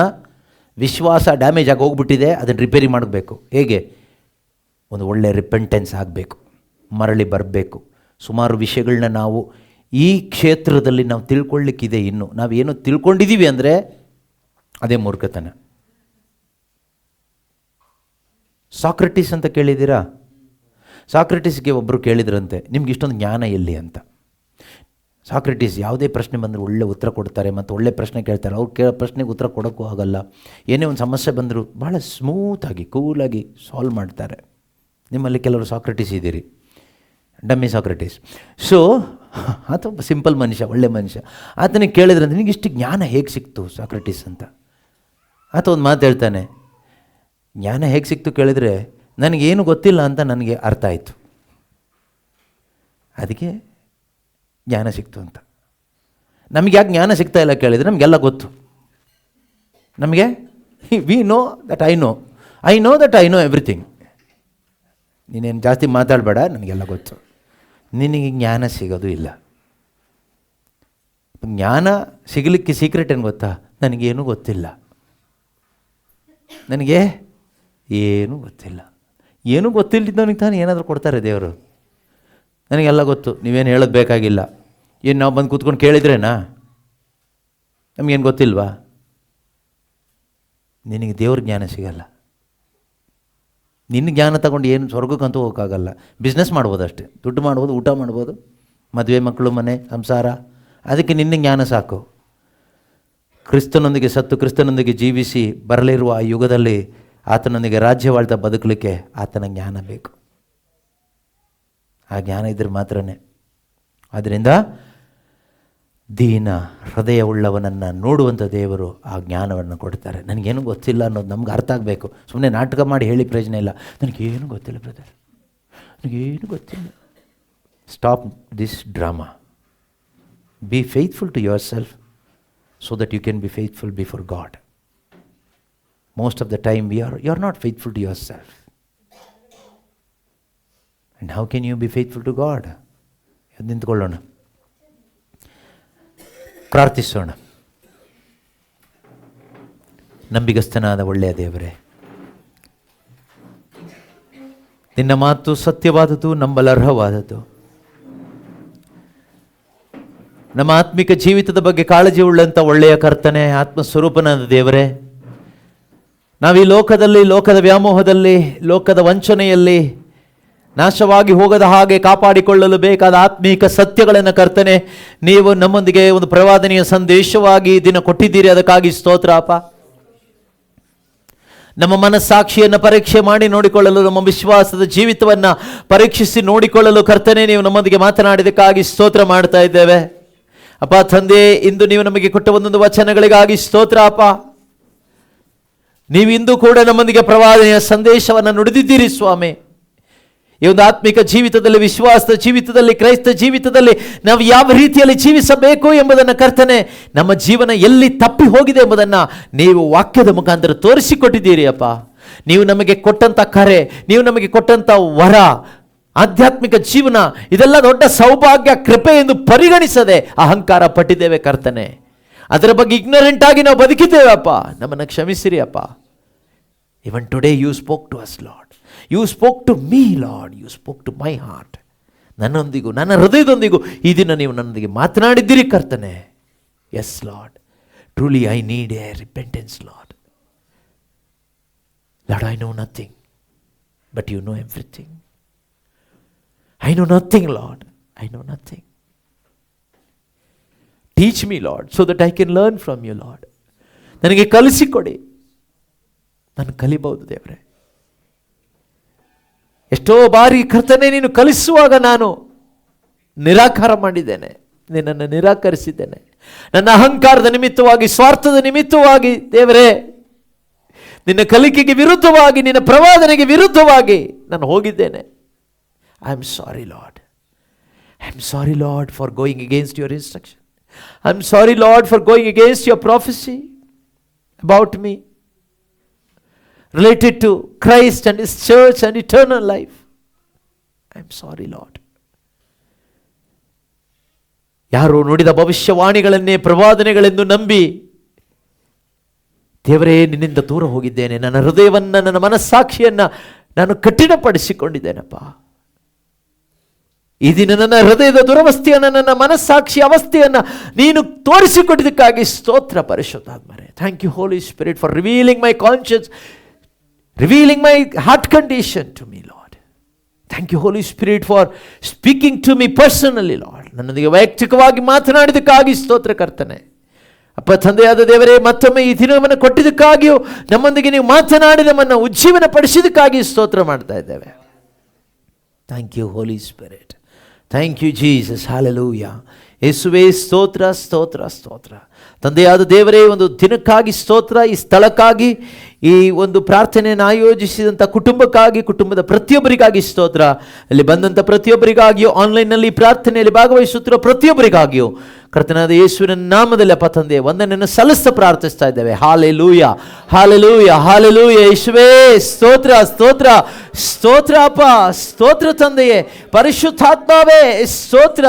ಈ ಅಲ್ಪ ಕಾಲದ ಈ ಜೀವಿತವನ್ನು ದೇವರೇ ವಾಕ್ಯದಲ್ಲಿ ಆಲಿಸಿದ ಹಾಗೆ ನೀರಿನ ಮೇಲಿನ ಗುಳ್ಳೆಯಂತೆ ಇರುವ, ಹೊಗೆಯಂತೆ ಇರುವ, ಈಗ ಕಾಣಿಸಿಕೊಂಡು ಆಮೇಲೆ ಕಾಣಿಸಿಕೊಳ್ಳದೇ ಇರುವ ಹೊಗೆಯಂತೆ ಇರುವ ಈ ಅಲ್ಪಾವಧಿಯ ಜೀವಿತವನ್ನು ದೇವರೇ ನಮ್ಮ ಇಚ್ಛೆಯಂತೆ ಬದುಕದೆ ನಿಮ್ಮ ಇಚ್ಛೆ ಏನು ಎಂದು ತಿಳಿದುಕೊಂಡು ಅದಕ್ಕೆ ತಕ್ಕ ಹಾಗೆ ಹೋರಾಟ ಮಾಡುತ್ತಾ ಬದುಕಲು ಬೇಕಾದ ಆ ಬಲದಿಂದ ನಮ್ಮೊಬ್ಬೊಬ್ಬರನ್ನು ತುಂಬಿಸಿರಿ ಅಪ್ಪ. ತುಂಬಲ್ಪಡಲಿ ಕರ್ತನೆ, ಒಬ್ಬೊಬ್ಬರು ತುಂಬಲ್ಪಡಲಿ ಅಪ್ಪ. ಹಲ್ಲೆಲೂಯ. ಯೇಸುವೇ ಸ್ತೋತ್ರ, ಯೇಸುವೇ ವಂದನೆ, ಯೇಸುವೇ ನಿಮಗೆ ಮಹಿಮೆ. Hallelujah. Thank you Holy Spirit. Thank you Jesus for bringing repentance in our hearts. Thank you Jesus for the grace of repentance. Thank you Holy Spirit. Thank you Lord. Thank you Lord. ಯೇಸುವೇ ಸ್ತೋತ್ರ. ಯೇಸು ಕ್ರಿಸ್ತನ ಮುಖಾಂತರ ಪ್ರಾರ್ಥಿಸ್ತಾ ಇದ್ದೇವೆ. Amen.